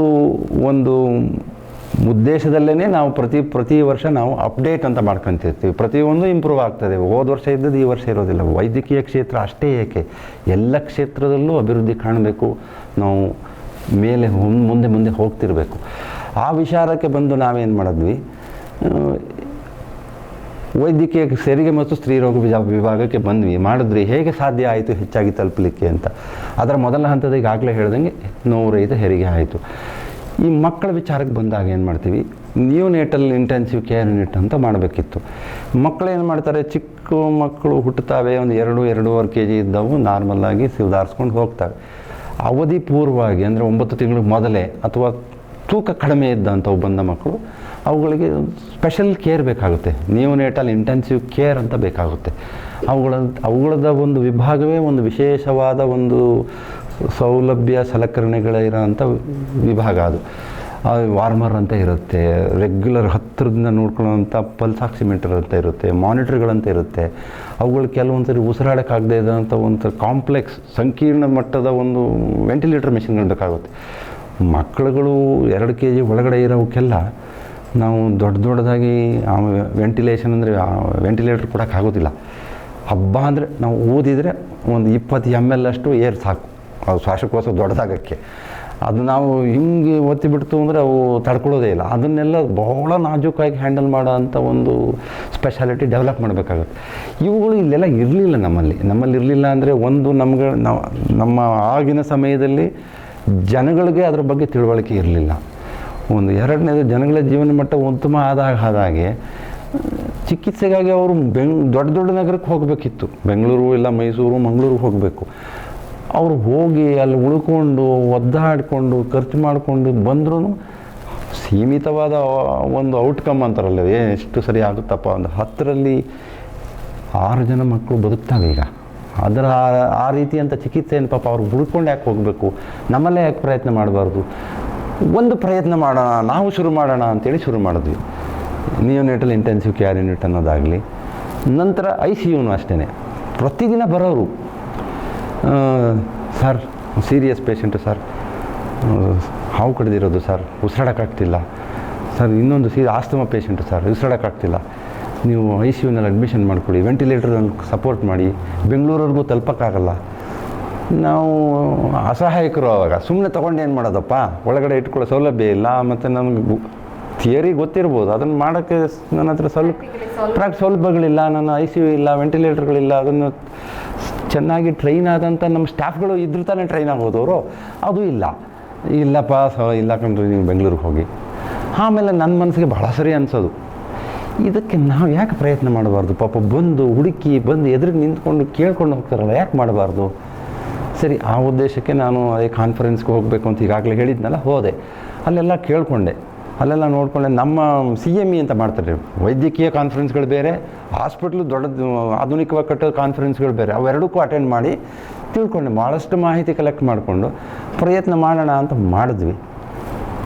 ಖಂಡಿತವಾಗ್ಲೂ ಅಯ್ಯೋ ಬೆಂಗಳೂರಿಗೆ ಹೋದರೆ ಖರ್ಚಾಗುತ್ತೆ, ಕಟ್ಟಿಬಿಡ್ತಾರೆ, ಹಾಸನದಲ್ಲಿ ಕಟ್ಟಲ್ಲ ಅಂತ ಕಟ್ಟಿ ನಡೆಸಿ ತೋರಿಸಿದವ್ರು ಯಾರು? ನಾವೇ ನಮ್ಮ ಪೀಳಿಗೆಯ ಡಾಕ್ಟ್ರುಗಳೇ ಶುರು ಮಾಡಿದ್ದು. ಹೌದು, ಹಾಸನದಲ್ಲಿ ಖಂಡಿತ ಕಡಿಮೆ ಆಗುತ್ತೆ, ಖರ್ಚು ಕಡಿಮೆ ಆಗುತ್ತೆ ಅವ್ರಿಗೆ. ಬೆಂಗಳೂರಂಥ ಊರುಗಳಲ್ಲಿ ಖರ್ಚು ವೆಚ್ಚ ಜಾಸ್ತಿ ಆಗುತ್ತೆ. ಒಬ್ಬರಲ್ವ ಉಳ್ಕೊಂಡೇ ಚಿಕಿತ್ಸೆ ಕೊಡಬೇಕು ಅಂತ ಅದು ಇದು ದೊಡ್ಡ ಸವಾಲಿನ ಕೆಲಸ, ಅದು ಕೊಡಬೇಕು ಅಂತ. ಇದನ್ನು ನಮ್ಮ ಸುತ್ತಲಿನ ಜನ ಬಹಳ ಒಂಥರ ಸ್ವೀಕರಿಸಿದ್ರು. ಹೇಗೆ ಅಂದರೆ, ನಿಜಕ್ಕೂ ನಮ್ಮ ಜನಗಳಿಗೆ ನಾವು ಸರ್ವಿಸ್ ಕೊಟ್ಟವಲ್ಲ, ಹಣಕ್ಕೆ ಅಂದರೆ ಒಂದು ಫೀಸ್ ಕೊಟ್ಟರೂ ಕೂಡ ನಮಗೊಂದು ರೀತಿ ಧನ್ಯತೆ, ಅವರಿಗೂ ಒಂದು ಸ್ವಲ್ಪ ಒಂದು ಸಮಾಧಾನ, ಧನ್ಯತೆ. ಅದು ನಮ್ಮನ್ನು ಈಗ ಸ್ವೀಕರಿಸಿ ನಮ್ಮನ್ನು ಆಶೀರ್ವದಿಸಿದರು. ಆ ರೀತಿ ಒಂದು ಉತ್ತಮವಾದ ಚಿಕಿತ್ಸೆ ಕೊಡ್ತಾರೆ. ಇಲ್ಲಿ ಬನ್ನಿ, ICUಗಾಗಲಿ, ಮಕ್ಕಳ ಚಿಕಿತ್ಸೆಗಾಗಲಿ, ಹೆರಿಗೆ ಸ್ತ್ರೀ ರೋಗಪಕ್ನಾಗಲಿ, ಶಸ್ತ್ರಚಿಕಿತ್ಸೆನೂ ಆಗಲಿ, ಅದೇ ರೀತಿ ಲ್ಯಾಪ್ರೋಸ್ಕೋಪಿ ಆಗಲಿ, ಎಂಡೋಸ್ಕೋಪಿ ಆಗಲಿ ಮಾಡಲಿಕ್ಕೆ ಅಂತೂ ಹೊಸ ವೈದ್ಯರುಗಳು ಅಷ್ಟೇ ಇದೆಲ್ಲ ಸೌಲಭ್ಯಗಳು ಇಲ್ಲಿ ಪ್ರೊವೈಡ್ ಮಾಡ್ತಾರೆ. ನಾವು ಹೋಗಿ ಅಲ್ಲಿ ನಮ್ಮ ವೃತ್ತಿ ಜೀವನವನ್ನು ಪ್ರಾರಂಭಿಸೋಣ. ಬಹಳಷ್ಟು ಜನ ಅದರಿಂದ ಪ್ರೇರೇಪಿತರಾಗಿ ಒಂಥರ ಸ್ಫೂರ್ತಿ ತಗೊಂಡು ಬಂದು ಅವರ ಒಂದು ವೃತ್ತಿ ಜೀವನವನ್ನು ಕಂಡುಕೊಂಡರು, ಜನಗಳಿಗೆ ಅವರ ಸೇವೆಯನ್ನು ಲಭಿಸುವಂತೆ ಆಯಿತು. ಇದೀಗ ಜಗತ್ತೇ ಕೋವಿಡ್ ಸಂಕಷ್ಟದಲ್ಲಿದೆ, ಕೋವಿಡ್ ಭೀತಿಯಲ್ಲಿದೆ. ಇಂತಹ ಟೈಮ್ನಲ್ಲಿ ಸರ್ಕಾರ ಖಾಸಗಿ ಆಸ್ಪತ್ರೆಗಳು ಕೂಡ ಕೋವಿಡ್ಗೆ ಚಿಕಿತ್ಸೆ ನೀಡಬೇಕು ಅಂತ ಮ್ಯಾಂಡೇಟರಿ ಮಾಡಿದಾಗ ನಿಮ್ಮ ನೇತೃತ್ವದಲ್ಲಿ 40 ಹಾಸಿಗೆಗಳ ಬೆಡ್ಗಳ ಒಂದು ವಿಭಾಗವನ್ನೇ ವಿಸ್ತರಿಸಿ ಮಾಡಿದ್ದೀರಾ. ಇದ್ರ ಬಗ್ಗೆ ತಿಳಿಸಿ ಸರ್, ಹೇಗೆ ನಿರ್ವಹಿಸ್ತಾ ಇದ್ದಾರೆ? ಈ ಕೋವಿಡ್ ಬಗ್ಗೆ ಕಳೆದ 1 ವರ್ಷದಿಂದ ಎಷ್ಟು ಮಾಹಿತಿಗಳು, ವಿಚಾರಗಳು ಬರ್ತವೆ ಅಂದರೆ, ಯಾವುದೇ ಒಂದು ಸುದ್ದಿವಾಹಿನಿ ಹಾಕಿ, TV ಹಾಕಿ, ನ್ಯೂಸ್ ಪೇಪರ್ ನೋಡಿ ಕೋವಿಡ್ ಅಂತ ಹೇಳ್ತಾರೆ. ಕೋವಿಡ್ ಅನ್ನೋದು ಮನುಕುಲಕ್ಕೆ, ವೈದ್ಯಕೀಯ ಕ್ಷೇತ್ರಕ್ಕೂ ಒಂದು ಸವಾಲಿನಂಥ ಹೊಸದಾದ ಒಂದು ಸಾಂಕ್ರಾಮಿಕ ಕಾಯಿಲೆ ಅದು. ಬಟ್ ಎಲ್ಲರಿಗೂ ಅರ್ಥ ಆಗಿರೋದು ಮಾಸ್ಕ್ ಹಾಕೊಳ್ಳಿ, ಯಾಕೆ ಅಂದರೆ ಅದು ಹರಡುತ್ತೆ. ಸತ್ಯ, ಮಾಸ್ಕ್ ಹಾಕೊಳ್ಳಿ, ಹರಡುತ್ತೆ. ಅದು ಒಂದು ವೈರಸ್ಸಿಂದ ಏನಾಗ್ಬಿಡುತ್ತೆ, ಹರಡಿಬಿಟ್ಟು ಏನಾಗಿದೆ ಅಂದರೆ ಅದು ಎಷ್ಟು ವ್ಯಾಪಕವಾಗಿ, ಎಷ್ಟು ವೇಗವಾಗಿ ಹರಡುತ್ತೆ ಅಂದರೆ, ಅಷ್ಟು ಜನರಿಗೆ ಚಿಕಿತ್ಸೆ ಕೊಡೋಕ್ಕೆ ಯಾವ ಸರ್ಕಾರಕ್ಕೆ ಆಗಲಿ, ಯಾವ ದೇಶಕ್ಕೆ ಆಗಲಿ, ಅಮೇರಿಕಾದಂಥ ಫುಲ್ಲಿ ಡೆವಲಪ್ಡ್ ಕಂಟ್ರಿ ಅನ್ನೋರ್ಗಾಗಲಿ ಇಂಪಾಸಿಬಲ್ ಅದು. ಈಗ ಸಣ್ಣ ಹಾಸನ ಜಿಲ್ಲೆಯ ಒಂದು ಜನಸಂಖ್ಯೆ 17 ಲಕ್ಷ. ನಾವು ಮೀಟಿಂಗಿಗೆ ಕರೆಯೋರು, ನಮ್ಮನ್ನು ಜಿಲ್ಲಾಧಿಕಾರಿಗಳು ಕರೆಯೋರು. ಅವ್ರು ಹೇಳೋರು, ಅಲ್ಲ ಡಾಕ್ಟ್ರೇ 17 ಲಕ್ಷ ಜನ ಇದ್ದೀವಿ ನಾವು, 17 ಲಕ್ಷದಲ್ಲಿ 10% ಅಂದ್ರೂ 1,70,000 ಜನಕ್ಕೆ ನಮಗೆ ಕೋವಿಡ್ ಬಂದರೆ, ಅದರಲ್ಲಿ 10%, 1,70,000ದಲ್ಲಿ 10% ಅಂದರೆ 17,000 ಜನಕ್ಕೆ ನಾವು ಆಸ್ಪತ್ರೆಯಲ್ಲಿ ಚಿಕಿತ್ಸೆ ಕೊಡ್ತೀನಿ ಅಂದರೆ ಯಾವ ಸರ್ಕಾರ ಆಗಲಿ, ಯಾವ ದೇಶ ಆಗಲಿ ಸಾಧ್ಯವಾ? ನಾವು ಮಾಡೋದೇನು ದೊಡ್ಡದಲ್ಲ, ಸರ್ಕಾರ ಕಡ್ಡಾಯ ಮಾಡೋದೇನು ಬೇಕಿಲ್ಲ, ನಾವುಗಳೇ ಮಾಡಬೇಕು. ಆದರೆ ಆಯಾ ಸಂದರ್ಭ ಸನ್ನಿವೇಶ ನೋಡ್ಕೊಂಡು ಮಾಡ್ತೀವಿ ಅಂತ ಮಾಡ್ತಿದ್ದೀವಿ. ಬಟ್ ಅದ್ರ ಕೆಲವೊಂದು ಮಾಹಿತಿಗಳು ಇಟ್ಕೋಬೇಕು, ಅದಕ್ಕೆ ಸ್ವಲ್ಪ ಪೂರ್ವ ತಯಾರಿ ಮಾಡ್ಕೋಬೇಕು. ಅದಕ್ಕೆ ಸಾಕಷ್ಟು ಸಮಯ ಸಿಕ್ತು. ಲಾಕ್ಡೌನೆಲ್ಲ ಮಾಡಿದ ಮುಖ್ಯ ಉದ್ದೇಶನೇ ಅದು ಪೂರ್ವ ತಯಾರಿ ಮಾಡ್ಕೊಳ್ಳೋದಕ್ಕೆ, ಅದಕ್ಕೆ ಯೋಚನೆ ಮಾಡ್ಕೊಳ್ಳೋದಕ್ಕೆ ಸಮಯಾವಕಾಶನಾದರೂ ಬೇಕಲ್ಲ. ಜನ ಒಂದೇ ಸಮ ಓಡಾಡ್ಕೊಂಡು ಇನ್ಫೆಕ್ಷನ್ ಮಾಡ್ಕೊಂಡ್ಬಿಟ್ರೆ ಎಲ್ಲಿ ಕೂರಿಸೋದು? ಪಾಪ ಮಲಗಿಸ್ಕೊಳ್ಳೋಕ್ಕೂ ಸ್ಥಳ ಇರೋದಿಲ್ಲ. ಅದಕ್ಕೋಸ್ಕರ ನಾವು ಅದನ್ನೆಲ್ಲ ಮಾಡಿ ಸರ್ಕಾರದ ಜೊತೆ ಕೈ ಜೋಡಿಸಿ ನಾವು ಒಂದು ವ್ಯವಸ್ಥೆ ಮಾಡಿಕೊಂಡು, ಅಷ್ಟಿದ್ದರೂ ಕೂಡ ಸಾರ್ವಜನಿಕರಿಗೆ ಎಲ್ಲರಿಗೂ ಗೊತ್ತಾಗೋದು, ಅಷ್ಟು ಅಷ್ಟು ವ್ಯಾಪಕವಾಗಿ ಹರಡುವಂಥ ಕಾಯಿಲೆ, ಒಂದು ಆಕ್ಸಿಜನ್ ಸಪ್ಲೈ ಮಾಡೋದು ಇವತ್ತಿಗೂ ದೊಡ್ಡ ಸವಾಲಾಗಿದೆ. ಮುಂದಿನ ದಿನಗಳಲ್ಲಿ, ಮುಂಬರುವ ದಿನಗಳಲ್ಲಿ ಆ ಒಂದು ಆಕ್ಸಿಜನ್ ಅಗತ್ಯವನ್ನು ಸಹ ನಾವು ಪೂರೈಸಿಕೊಂಡು ಸರ್ಕಾರ ನಾವು ಎಲ್ಲ ಸೇರಿ ಅದನ್ನು ಒಟ್ಟಿಗೆ ಹಿಮ್ಮೆಟ್ಟಿಸ್ತೀವಿ ಅನ್ನೋ ಒಂದು ನಂಬಿಕೆ, ಧೈರ್ಯ ನಮಗಿದೆ. ಈ ಕೋವಿಡ್ ಟೈಮ್ನಲ್ಲಿ ಚಿಕಿತ್ಸೆ ನೀಡ್ತಾ ಇದ್ರೆ ಎಷ್ಟು ಜನ ಗುಣಮುಖರಾಗಿ ಹೊರಬಂದಿದ್ದಾರೆ ಸರ್ ನಿಮ್ಮ ಹಾಸ್ಪಿಟಲಿಂದ? ನಾವೇನು ಮಾಡಿದ್ವಿ, ಸರ್ಕಾರ ಏನು ಮಾಡ್ತು, ನಮ್ಮ ಹಾಸನದಲ್ಲಿ ನಾವು ಒಂದು ಮೇ ತಿಂಗಳಲ್ಲಿ ಕೋವಿಡ್ ಪೇಷಂಟ್ಗಳನ್ನ ತಗೋಬೇಕು, ಟ್ರೀಟ್ಮೆಂಟ್ ಕೊಡಬೇಕು ಅಂತ ಆಯಿತು. ನಮ್ಮ ಆಸ್ಪತ್ರೆಯನ್ನು ಗುರುತಿಸಿದ್ವಿ, ನಾವು ತಗೊಂಡ್ವಿ. ನಾವು ಇದುವರೆಗೂ ಒಂದು 40ರಿಂದ 50 ಪೇಷಂಟ್ಗಳು ಇವತ್ತು ಇದ್ದಾರೆ, 4-5 ಜನ ಇದ್ದಾರೆ ಅಲ್ಲಿ ತಗೊಂಡ್ವಿ. ಅದರಲ್ಲಿ ಒಂದು 3 ಜನ ಬಿಟ್ಟು ಉಳಿದವರೆಲ್ಲ ಗುಣಮುಖರಾಗಿ ಆರೋಗ್ಯವಂತರಾಗಿ ಹೋಗಿದ್ದಾರೆ. ಇನ್ನೊಂದು 4 ಜನ ನಮ್ಮ ವಾರ್ಡ್ಗಳಲ್ಲಿ ಇದ್ದಾರೆ, ಇನ್ನು ಚಿಕಿತ್ಸೆ ತಗೊಳ್ತಾ ಇದ್ದಾರೆ. ಹೋದವರಲ್ಲಿ ಒಂದು ನೆಮ್ಮದಿಯ ಭಾವನೆ, ಒಂದು ಧನ್ಯತೆಯ ಭಾವನೆಯಿಂದ ಹೋಗಿದ್ದಾರೆ. ಕೋವಿಡ್ ಬಂದಾಗ ಯಾವ ಟೈಮ್ನಲ್ಲಿ ಹಾಸ್ಪಿಟಲ್ಗೆ ದಾಖಲಾಗಬೇಕು ಅಂತ ಹೇಳ್ತೀರಾ? ಏನಾದರೂ ಸಿಂಪ್ಟಮ್ಸ್ ಇದ್ರೆ ಅಂತನಾ, ಅಥವಾ ಇಲ್ಲ ನಾರ್ಮಲ್ ಆಗಿ ಮೈನ್ಯೂಟ್ ಸಿಂಪ್ಟಮ್ಸಿಗೂ ಅಡ್ಮಿಟ್ ಆಗಬೇಕಾಗುತ್ತಾ, ಅಥವಾ ಸೆಲ್ಫ್ ಐಸೋಲೇಷನಲ್ಲಿ ಮನೆಯಲ್ಲೇ ಟ್ರೀಟ್ಮೆಂಟ್ ತೊಗೋಬಹುದಾ? ಸಿಂಪ್ಟಮ್ಸು ಅಂತಂದರೆ ನೀವು ಹೇಳಿದ್ರಿ ಜನರಲ್ ವರ್ಡ್, ಅದು ನಾವು MBBS ಓದಬೇಕಾದ್ರೆ ಬಂದದ್ದು symptoms, what is a symptom, what is a sign ಅಂತ ಹೇಳ್ಕೊಡೋರು. That is correct actually. ಏಕೆಂದರೆ ಕಾಮನ್ ಮ್ಯಾನ್ಗೂ ಅದು ಬರಬೇಕದು. ಯಾವುದೇ ಕಾಯಿಲೆ ಬಂದರೆ ನಮಗೇನು ಅನ್ಯೂಶಲ್ ಆಗಿ ಏನು ತೊಂದರೆ ಆಗುತ್ತೆ ಹೇಳ್ಕೊಂತೀವಲ್ಲ, ದಟ್ ಈಸ್ ಸಿಂಪ್ಟಮ್ಸ್. ಈ ಕೋವಿಡಲ್ಲಿ ಏನಾಗುತ್ತೆ, ಗಂಟ್ಲು ನೋವು, ಜ್ವರ, ಕೆಮ್ಮು, ಸುಸ್ತು, ಮೈಕೈ ನೋವು ಬರುತ್ತೆ. ಅದರ ಅರ್ಥ ಇನ್ಫೆಕ್ಷನ್ ಆಗಿದೆ, ಸೋಂಕು ತಲುಗಲಿದೆ ಅಂತ. ಬಂದಾಗ ಚಿಕಿತ್ಸೆ ತಗೋಬೇಕಾ ತಗೋಬಾರ್ದು, ಬಂದಾಗ ತಗೋಬೇಕು. ಆದರೆ ಇಲ್ಲೊಂದು ಸಣ್ಣ ಸೂಕ್ಷ್ಮ, ಹೆಚ್ಚು ಕಡಿಮೆ ವೈದ್ಯಕೀಯ ಕ್ಷೇತ್ರದಲ್ಲಿ ಈಗ ಬಹಳ ಸ್ಪಷ್ಟವಾಗಿ ಅರ್ಥ ಆಗಿಬಿಟ್ಟಿದೆ. ಈ ಕೋವಿಡ್ ಅಂದರೆ ಏನು ಮಾಡುತ್ತೆ, ಯಾಕಾಗಿ ಜನಕ್ಕೆ ಕಾಂಪ್ಲಿಕೇಶನ್ ಆಗಿ ಪ್ರಾಬ್ಲಮ್ ಆಗಿ ಸಾವು ಸಂಭವಿಸುತ್ತೆ ಅನ್ನೋದು ಹೆಚ್ಚು ಕಡಿಮೆ ಆಲ್ಮೋಸ್ಟ್ ಎಲ್ಲ ಅರ್ಥ ಆಗಿದೆ ವೈದ್ಯಕೀಯ ಕ್ಷೇತ್ರದಲ್ಲಿ. ಈ ಸಿಂಪ್ಟಮ್ ಬಂದಾಗ ಏನಾಗುತ್ತೆ, ವೈರಸ್ಗೆ ನಮಗೆ ಪ್ರತಿರೋಧ ಶಕ್ತಿ ನಮ್ಮ ದೇಹದಲ್ಲಿ ಉತ್ಪತ್ತಿ ಆಗುವಂಥದ್ದು ಇಮ್ಯೂನ್ ಸಿಸ್ಟಮ್ ಅಂತಾರೆ. ಆ ಇಮ್ಯೂನ್ ಸಿಸ್ಟಮ್ಮು ಪ್ರತಿರೋಧ ಶಕ್ತಿಯನ್ನು ಉತ್ಪಾದನೆ ಮಾಡಿ ಆಂಟಿಬಾಡೀಸ್ನ ಪ್ರೊಡ್ಯೂಸ್ ಮಾಡುತ್ತೆ. ಆಂಟಿಬಾಡೀಸ್ ಪ್ರೊಡ್ಯೂಸ್ ಮಾಡಿದಾಗ ಏನಾಗುತ್ತೆ, ವೈರಸಸ್ಗಳು ಡೆಸ್ಟ್ರಾಯ್ ಆಗಿಬಿಡ್ತವೆ, ಅಂದರೆ ನಾಶ ಆಗಿಬಿಡ್ತವೆ. ಅದ್ರ ಜೊತೆಗೆ ನಮಗೆ ಬೇರೆ ಬ್ಯಾಕ್ಟೀರಿಯಲ್ ಇನ್ಫೆಕ್ಷನು, ಫಂಗಲ್ ಇನ್ಫೆಕ್ಷನು ಅಂತೆಲ್ಲ ಇರ್ತವೆ, ಅವೆಲ್ಲ ಇರ್ತಾವೆ. ಅವು ಬರಬಾರ್ದು ಅಂತ ಏನಿಲ್ಲ, ಬರೀ ಕೊರೋನಾ ವೈರಸ್ ಮಾತ್ರ ಬರಬೇಕು. ಜ್ವರ ಬಂದಾಗ ಬೇರೆ ವೈರಸ್ಗಳು, ಬೇರೆ ಬ್ಯಾಕ್ಟೀರಿಯಾಗಳು ಬರಬಾರ್ದು ಅಂತ ಏನಿಲ್ಲ. ಮುಂಚೆ ಎಲ್ಲ ಬರ್ತಿತ್ತಲ್ಲ, ಈಗ ಬರೋದೇ ಕರೋನಾ ಅಂತ ಆಗಿರೋದ್ರಿಂದ ಅದು ಫಸ್ಟ್ ನೋಡ್ತಿದ್ದೀವಿ. ಬರ್ತವೆ. ಬಂದಾಗ ಏನಾಗುತ್ತೆ, ಈ ಕೊರೋನಾ ವೈರಸ್ಗೆ ಟ್ರೀಟ್ಮೆಂಟ್ ಕೊಡಬೇಕು, ಸ್ವಲ್ಪ ಲೇಟ್ ಆಗಬಾರ್ದು. ಆ ಟೈಮಿಗೆ ಕರೆಕ್ಟಾಗಿ ಹೋದರೆ ನಮ್ಮ ಬಾಡಿ ಇಮ್ಯೂನ್ ಸಿಸ್ಟಮಿಗೆ ಸಪೋರ್ಟಿವ್ ಆಗಿ ಅದನ್ನು ರೆಗ್ಯುಲೇಟ್ ಮಾಡುವಂಥ ಮೆಡಿಸನ್ಗಳು, ಔಷಧಿಗಳನ್ನು ಕೊಟ್ಟರೆ ಕಾಂಪ್ಲಿಕೇಶನ್ ಆಗೋ ಸಂಭವ ಕಡಿಮೆ. ಕಾಯಿಲೆ ಬಂದಿದೆ, ಜ್ವರ ಬಂದಿದೆ ಅಂದಾಗ ತುಂಬ ಲೇಟಾಗಿ ಆಸ್ಪತ್ರೆಗೆ ಹೋಗಬಾರ್ದು ನಾವು. ಯಾಕೋ 4 ದಿವಸ 3 ದಿವಸ ಆಯಿತು, ಜ್ವರ ಯಾಕೋ ಪದೇ ಬರ್ತಿದೆ, ಕೆಮ್ಮು ಯಾಕೋ ಜಾಸ್ತಿ ಆಗಿದೆ, ಕೂಡಲೇ ಆಸ್ಪತ್ರೆಗೆ ಹೋಗಿ ಟೆಸ್ಟ್ ಮಾಡಿಸ್ಕೊಳ್ಳಿ. CT ಸ್ಕ್ಯಾನ್ ಟೆಸ್ಟ್ ಇರ್ಬೋದು, ಬ್ಲಡ್ ಟೆಸ್ಟ್ ಇರ್ಬೋದು, ಮಾಡಿಸ್ಕೊಳ್ಳಿ. ಆ ಟೆಸ್ಟಿನ ವರದಿ ಮೇಲೆ ಏನಾಗುತ್ತೆ ಅಂದರೆ ಅಲ್ಲಿ ಒಂದು ಬ್ಯಾಲೆನ್ಸ್ ಸಿಗುತ್ತೆ ಚಿಕಿತ್ಸೆ ಮಾಡೋ ಡಾಕ್ಟ್ರಿಗೆ. ಈ ಹಂತದಲ್ಲಿದೆ, ಈ ಸ್ಟೇಜಲ್ಲಿದೆ, ಈಗ ನಾವು ಅವರಿಗೆ ಈ ರೀತಿಯ ಅಗ್ರೆಸಿವ್ ಟ್ರೀಟ್ಮೆಂಟ್, ದಬಾಯಿಸಿ ಟ್ರೀಟ್ಮೆಂಟ್ ಹಾಕಿದರೆ ಅವರು ಇನ್ನೂ ಕಾಂಪ್ಲಿಕೇಶನ್ಗೆ ಹೋಗದಂಗೆ ತಡಿಬೋದು ಮತ್ತು ಅವ್ರನ್ನ ರಿಕವರಿ ಮಾಡಿಸ್ಬೋದು ಅಂತ. ಆದಷ್ಟು ಲೇಟಾಗಿ ಹೋಗಬೇಡಿ. ಐಸೋಲೇಷನ್ ಅಂದರೆ ಏನರ್ಥ, ಆಸ್ಪತ್ರೆಯಲ್ಲೂ ಐಸೋಲೇಷನ್ನೇ ಮಾಡೋದು. ನಮಗೆ ಕಾಯಿಲೆ ಬಂದಿದೆ, ನಮ್ಮ ಹತ್ರಕ್ಕೆ ಬಂದರೆ ಬೇರೆಯವ್ರಿಗೆ ಹರಡಬಾರ್ದು ಅಂತ ನಾವು ಸಪ್ರೇಟಾಗಿರೋದು ಐಸೋಲೇಷನ್ ಅಂತೀವಿ. ಆಸ್ಪತ್ರೆಯಲ್ಲೂ ಅದನ್ನೇ ಮಾಡಬೇಕು. ಯಾಕಂದರೆ ಬೇರೆ ವೈದ್ಯರಿಗಾಗಲಿ, ವೈದ್ಯಕೀಯ ಸಿಬ್ಬಂದಿಗಾಗಲಿ, ಬೇರೆ ಚಿಕಿತ್ಸೆಗಾಗಿ ಬಂದಂಥ ಜನಗಳಿಗಾಗಲಿ ಹರಡ್ದಂಗೆ ಒಂದು ವಿಶೇಷವಾದ ಒಂದು ಸ್ಪೆಷಲ್ ಝೋನಲ್ಲಿ ಅವ್ರನ್ನ ಇಟ್ಟು ಟ್ರೀಟ್ಮೆಂಟ್ ಕೊಡಬೇಕಾಗುತ್ತೆ. ಅಲ್ಲೂ ಕೊಟ್ಟಿರ್ತೀವಿ. ಅದೇ ಲೇಟಾಗಿ ಬರಬೇಡಿ. ಒಂದು 2 ದಿವಸ 3 ದಿವಸ ಸಮಸ್ಯೆ ಅನ್ನಿಸಿದ್ರೆ ಕೂಡಲೇ ಚಿಕಿತ್ಸೆಗೆ ದಾಖಲಾಗಿ ಚಿಕಿತ್ಸೆ ತಗೊಳ್ಳಿ. ಇದು ನಾನು ಈ ಕರೋನಾ ವೈರಸ್ ಪ್ರಮೋಷನಲ್ಲಿ ಹೇಳುವಂಥ, ಎಲ್ಲರಿಗೂ ಹೇಳಬೇಕಾಗಿರುವಂಥ ನಾನು ಒಂದು ಮುಖ್ಯ ಉದ್ದೇಶ ಇದು. ಈಗ ನೀವು ಹೇಳಿದ್ರಿ ಗಂಟ್ಲು ನೋವು, ಜ್ವರ, ಕೆಮ್ಮು ಆ ಥರ ಎಲ್ಲ ಸಿಂಪ್ಟಮ್ಸ್ ಬರುತ್ತೆ ಅಂತ. ಕೆಲವೊಬ್ಬರಿಗೆ ಸಿಂಪ್ಟಮ್ಸ್ ಇಲ್ದಲೇನೂ ಕೂಡ ಕೊರೋನಾ ಪಾಸಿಟಿವ್ ಆಗಿರೋರು ಹಲವಾರು ಜನ ಇದ್ದಾರೆ. ಅಂಥವರಿಗೆ ಇಲ್ಲಿರೋರಲ್ಲೇ ಇರ್ಬೋದು ಅದು ಅವರಿಗೆ ತೊಂದರೆ ಇಲ್ಲ. ಸಿಂಪ್ಟಮ್ಸೇ ಬಂದಿಲ್ಲ ಅಂದರೆ ಡಾಕ್ಟರ್ ಹತ್ರನೇ ಹೋಗಲ್ಲ. ಸಿಂಪ್ಟಮ್ಸ್ ಇಲ್ಲ ಅಂದರೆ ಏನೋ ಪ್ರಾಬ್ಲಮ್ ಆಗುತ್ತೆ. ಡಾಕ್ಟರ್ ಹತ್ರ ಆರಾಮಾಗಿದ್ದೀನಿ, ಜ್ವರ ಇಲ್ಲ, ಕೆಮ್ಮು ಇಲ್ಲ, ಗಂಟ್ಲು ನೋವಿಲ್ಲ, ನಾನು ಯಾಕೆ ಮಾಡಲಿ.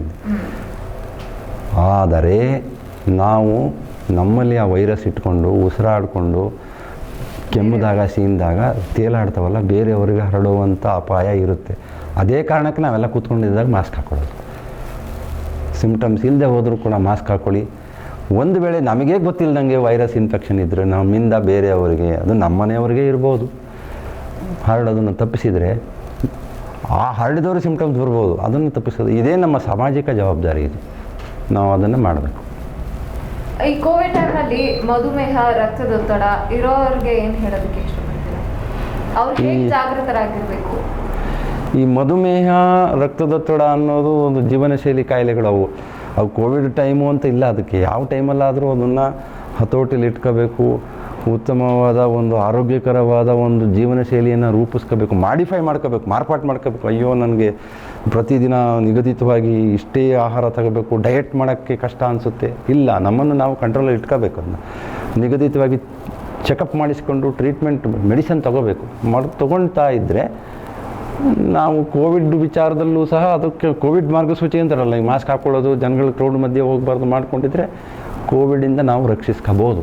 ಯಾಕಂದ್ರೆ ನಾರ್ಮಲ್ ಪೀಪಲ್ಗಿಂತ ಶುಗರ್ ಇರೋರಿಗೆ ಹೈಲಿ ಎಫೆಕ್ಟ್ ಆಗುತ್ತೆ. ಅದು ಖಂಡಿತ ಹೌದು. ಯಾಕಂದರೆ ಶುಗರ್ ಇರೋರಿಗೆ ಅಂತಂದರೆ ಮಧುಮೇಹ ಶುಗರ್ ಎಲ್ಲ ಒಂದೇ.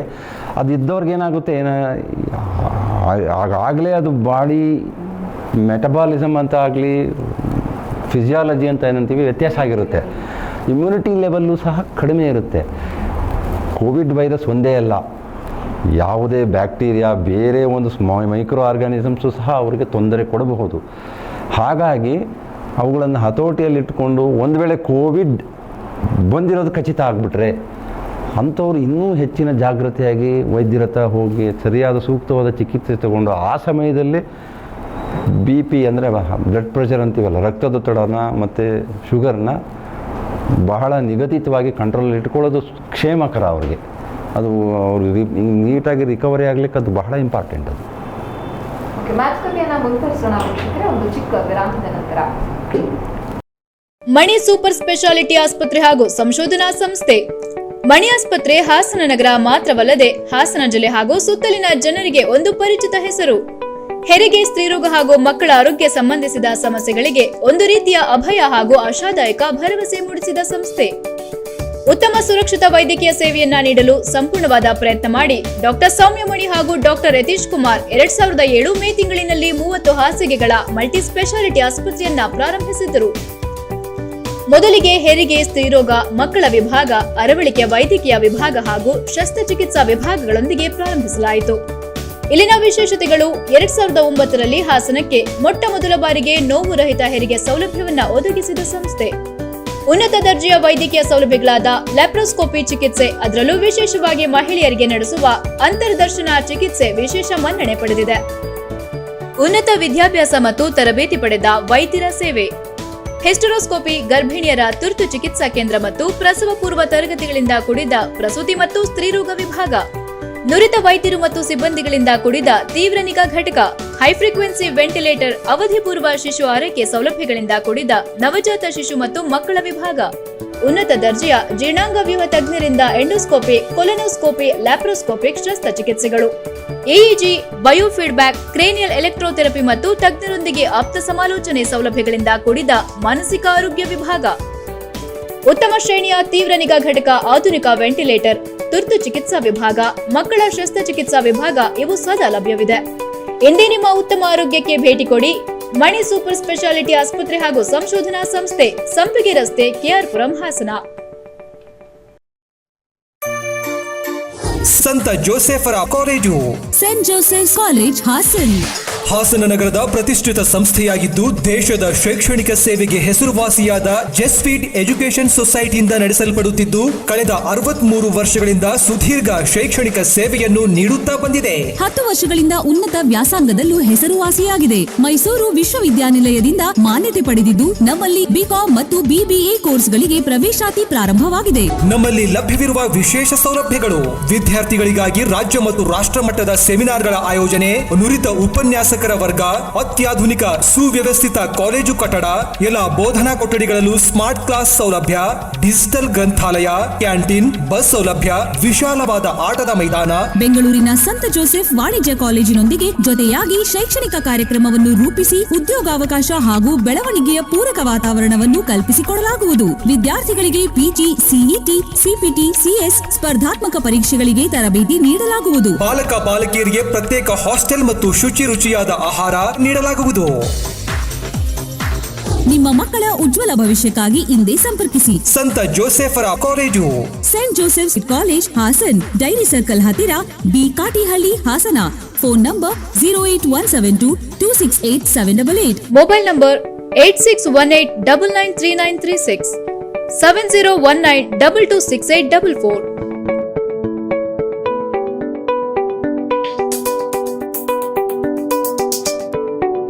ನಗರದ ಹೆಸರಾಂತ ಅಶ್ವಿನಿ ಮೆಡಿಕಲ್ಸ್ 30 ವರ್ಷಗಳಿಂದ ಜನರಿಗೆ ಸೇವೆ ಸಲ್ಲಿಸುತ್ತಿದೆ. ಇದರ ಮಾಲೀಕರಾದ ಶ್ರೀ ಗಂಗಾಧರ್ ಅವರು ಎಲ್ಲಾ ಕಂಪನಿಯ ಜೀವರಕ್ಷಕ ಔಷಧಿಗಳನ್ನ ಜನರಿಗೆ ತಲುಪಿಸುವಲ್ಲಿ ಕ್ರಿಯಾಶೀಲರಾಗಿ ಕೆಲಸ ಮಾಡುತ್ತಾರೆ.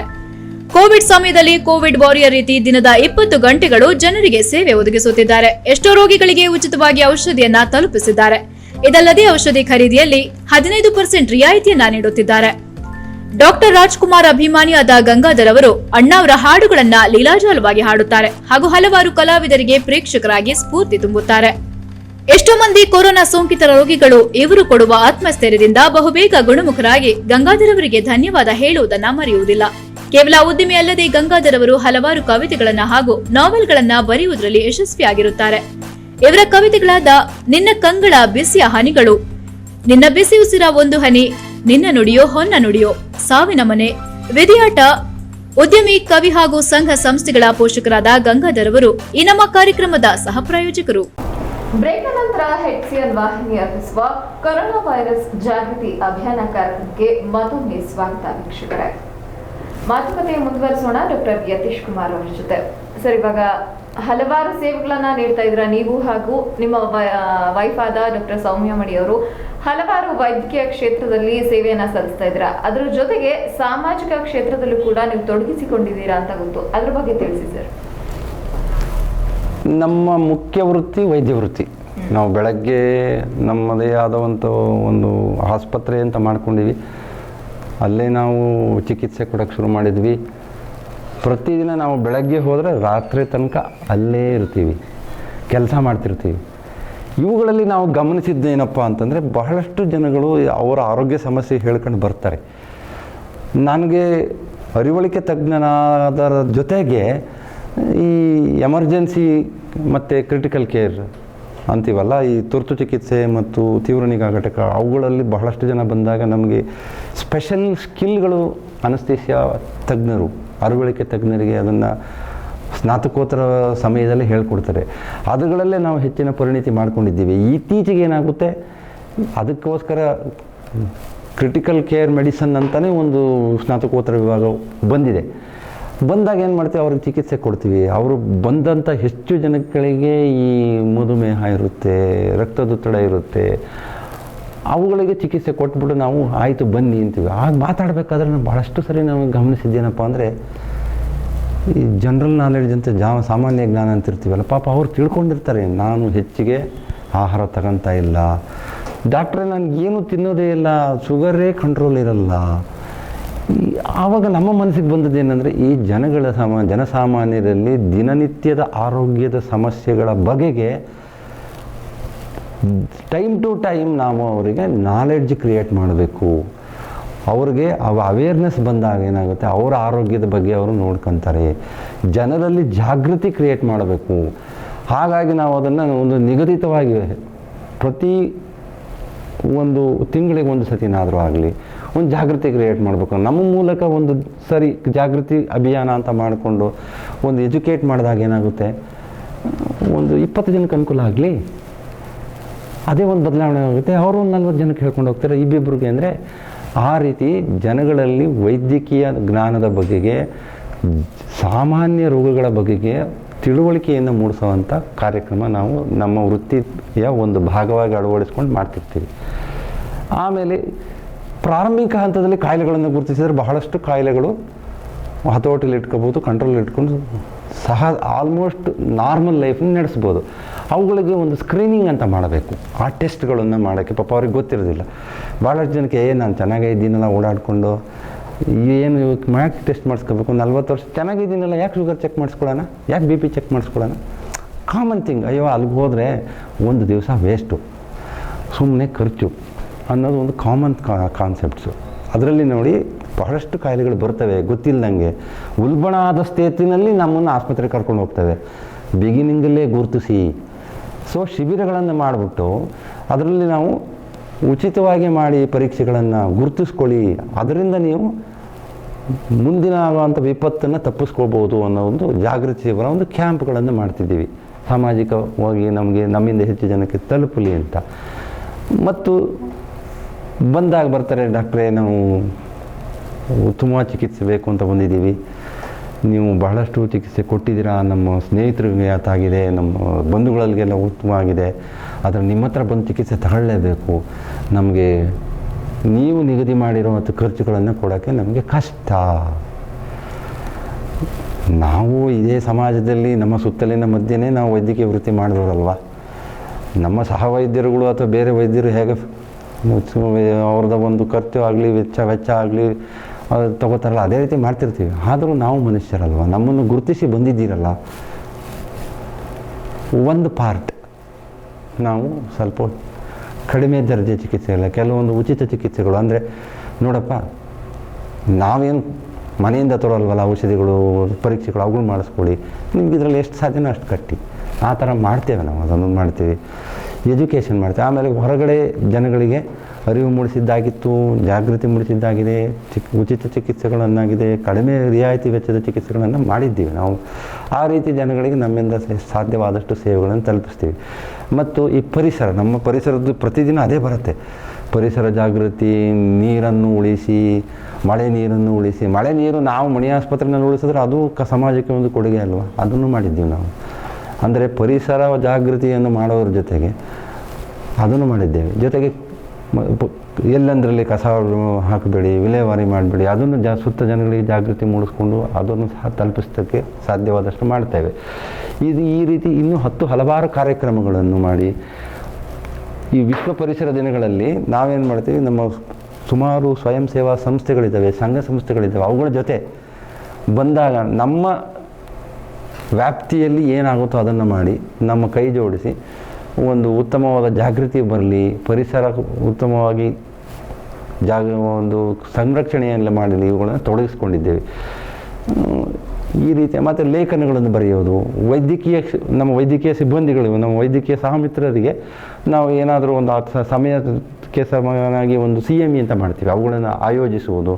ಇವುಗಳು ನಾನು ನನ್ನ ಅರಿವಳಿಕೆ ತಜ್ಞನಾಗಿ ನಮ್ಮ ಒಂದು ISC ಅಂತ ಬರುತ್ತೆ, ಇಂಡಿಯನ್ ಸೊಸೈಟಿ ಆಫ್ ಅನಸ್ತೇಶಿಯಾಲಜಿಸ್ಟ್ ಅಂತಿದೆ. ಇದರಲ್ಲಿ ನಾನು ಒಂದು ಸೆಕ್ರೆಟರಿ ಆದ ಸಮಯದಲ್ಲಿ ಬಹಳಷ್ಟು ಕಾರ್ಯಕ್ರಮಗಳನ್ನು ಆಯೋಜಿಸಿ ಬಹಳಷ್ಟು ಜನ ವೈದ್ಯರಿಗೆ ಪಾರ್ಟಿಸಿಪೇಟ್ ಮಾಡಿದ್ದಿರಲಿಲ್ಲ. ಅದರಿಂದ ಅವ್ರಿಗೆ ಭಾಳಷ್ಟು ನಾಲೆಡ್ಜ್ ಇಂಪ್ರೂವ್ ಆಯಿತು. ಅದನ್ನು ನಮ್ಮನ್ನು ಗುರುತಿಸಿ ಸಹ ನಮಗೆ ನಮ್ಮ ರಾಜ್ಯ ಮಟ್ಟದಲ್ಲಿ ನಮಗೆ ಒಂದು ಪ್ರಶಂಸಿಸಿದ್ರು ಕೂಡ. ಈ ರೀತಿ ನಮ್ಮ ಸೇವೆಗಳನ್ನು ನಾವು ನಮ್ಮ ಮಟ್ಟದಲ್ಲಿ ಸಮಾಜಕ್ಕೆ ಸಲ್ಲಿಸ್ತಿದ್ದೀವಿ. ಸಾಮಾನ್ಯವಾಗಿ ಎಲ್ಲ ಖಾಸಗಿ ಆಸ್ಪತ್ರೆಗಳಲ್ಲಿ ಹೆಚ್ಚಿನ ಬಿಲ್ ಮಾಡ್ತಾರೆ ಎಂಬ ಒಂದು ದೂರಿದೆ. ಇದ್ರ ಬಗ್ಗೆ ಏನು ಹೇಳೋದಕ್ಕೆ ಇಷ್ಟಪಡ್ತೀರಾ ಸರ್? ಅದು ಈಗ ಖಾಸಗಿ ಆಸ್ಪತ್ರೆಗಳಲ್ಲಿ ವೆಚ್ಚ ಜಾಸ್ತಿ ಆಗುತ್ತೆ ಅನ್ನೋದು ಈ ಕೋವಿಡ್ ಪೇಷಂಟ್ಗಳು ಬಂದು ಕೋವಿಡ್ ಪೇಷಂಟ್ಗಳಿಂದ ಟ್ರೀಟ್ಮೆಂಟ್ ಕೊಡೋದಕ್ಕೆ ಬಂದಾಗ ಅದು ಪ್ರಾರಂಭ ಆಗಿರೋದು. ಈ management of Covid, treatment of Covid ಅನ್ನೋದನ್ನು ಹೊಸದಾಗಿ ನಾನು ಸಹ ನನ್ನನ್ನು ಸೇರಿ ಎಲ್ಲ ವೈದ್ಯರು ಓದೋಕ್ಕೆ ಶುರು ಮಾಡಿದ್ವಿ. ಅದರಲ್ಲಿ ಮೊದಲು ಅವರು ಮೆನ್ಷನ್ ಅಂತ ಏನು ಮಾಡ್ತಾರೆ ಗೊತ್ತಾ, using of PPE kit for treating patient is costing heavily to the health care sector and the people. ಅಂದರೆ ಕೋವಿಡ್ ಸರ್ಕಂತ ಹರಡಿಬಿಡುತ್ತೆ, ಅದು ಎಷ್ಟು ಭಯವನ್ನು ಮಾಡಿ ಒಂಥರ ಎಷ್ಟು ಒಂಥರ ಈ ಓವರ್ ಕಾನ್ಷಿಯಸ್ ಅಂತೀವಲ್ಲ ಆ ಥರ ಕ್ರಿಯೇಟ್ ಮಾಡಿಬಿಟ್ಟಿದೆ.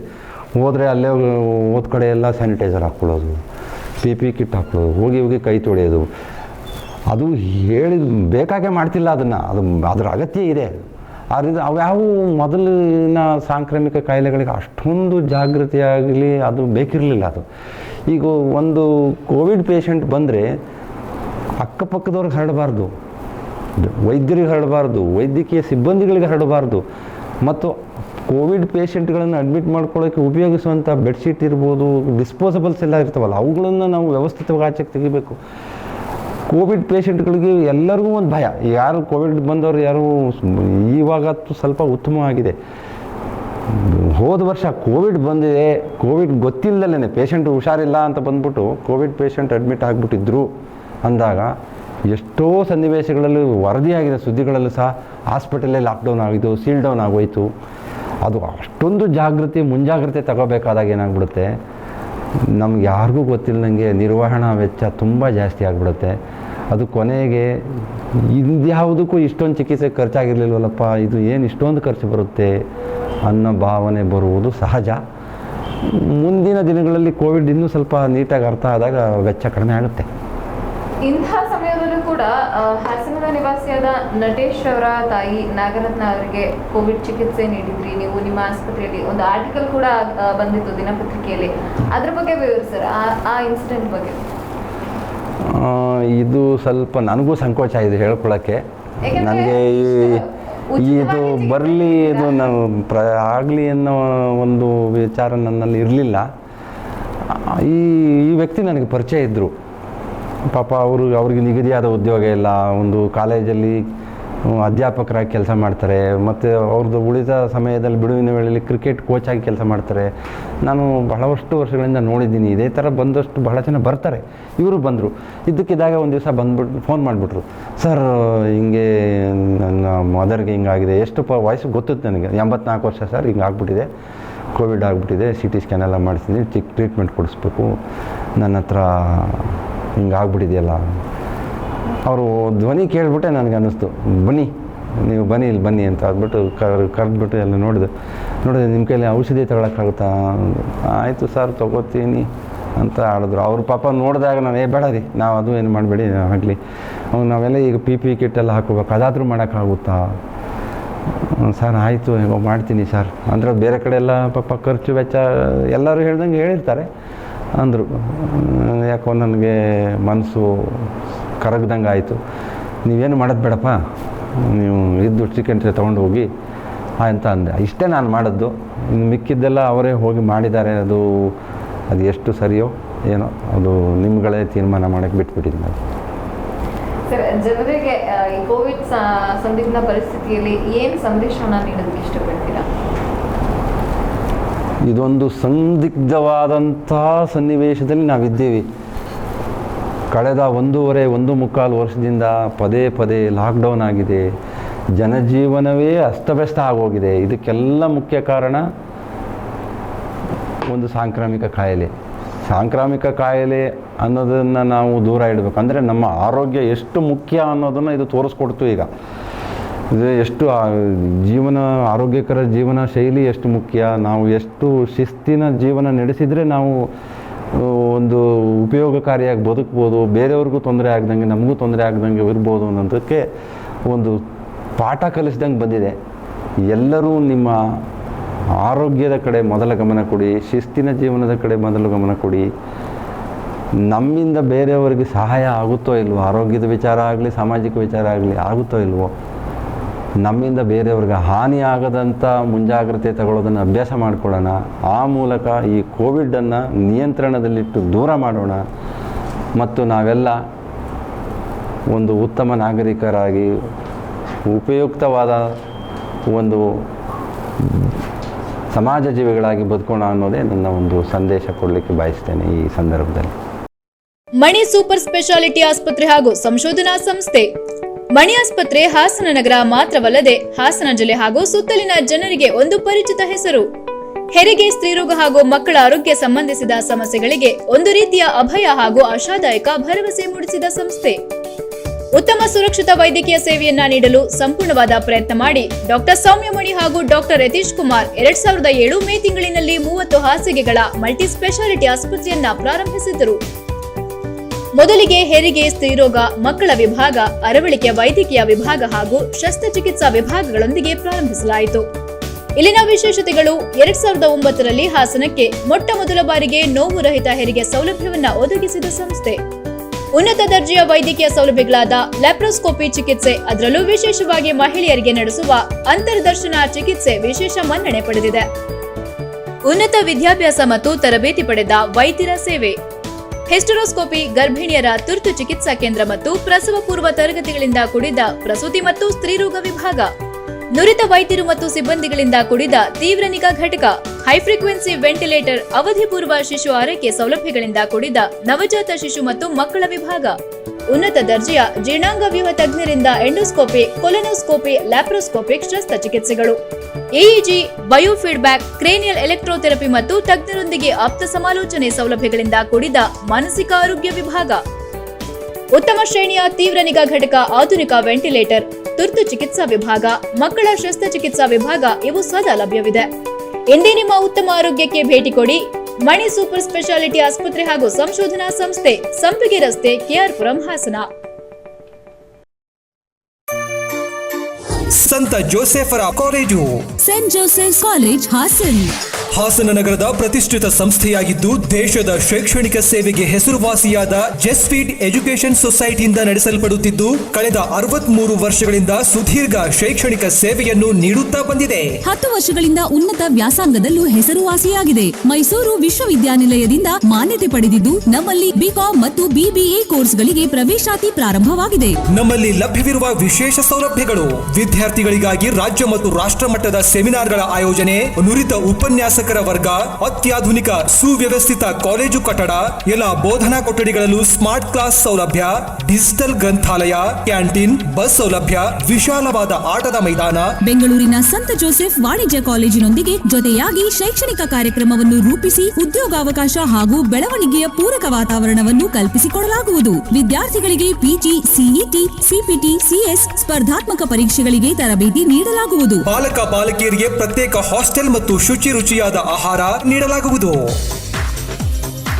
ನಿಮ್ಮ ಮಕ್ಕಳ ಉಜ್ವಲ ಭವಿಷ್ಯಕ್ಕಾಗಿ ಇಂದೇ ಸಂಪರ್ಕಿಸಿ ಸಂತ ಜೋಸೆಫರ college, Saint Joseph college, Hassan, dairy circle ಹತ್ತಿರ, B Katihalli, Hassan. Phone number 08172268788. Mobile number 8618993936, 7019226844.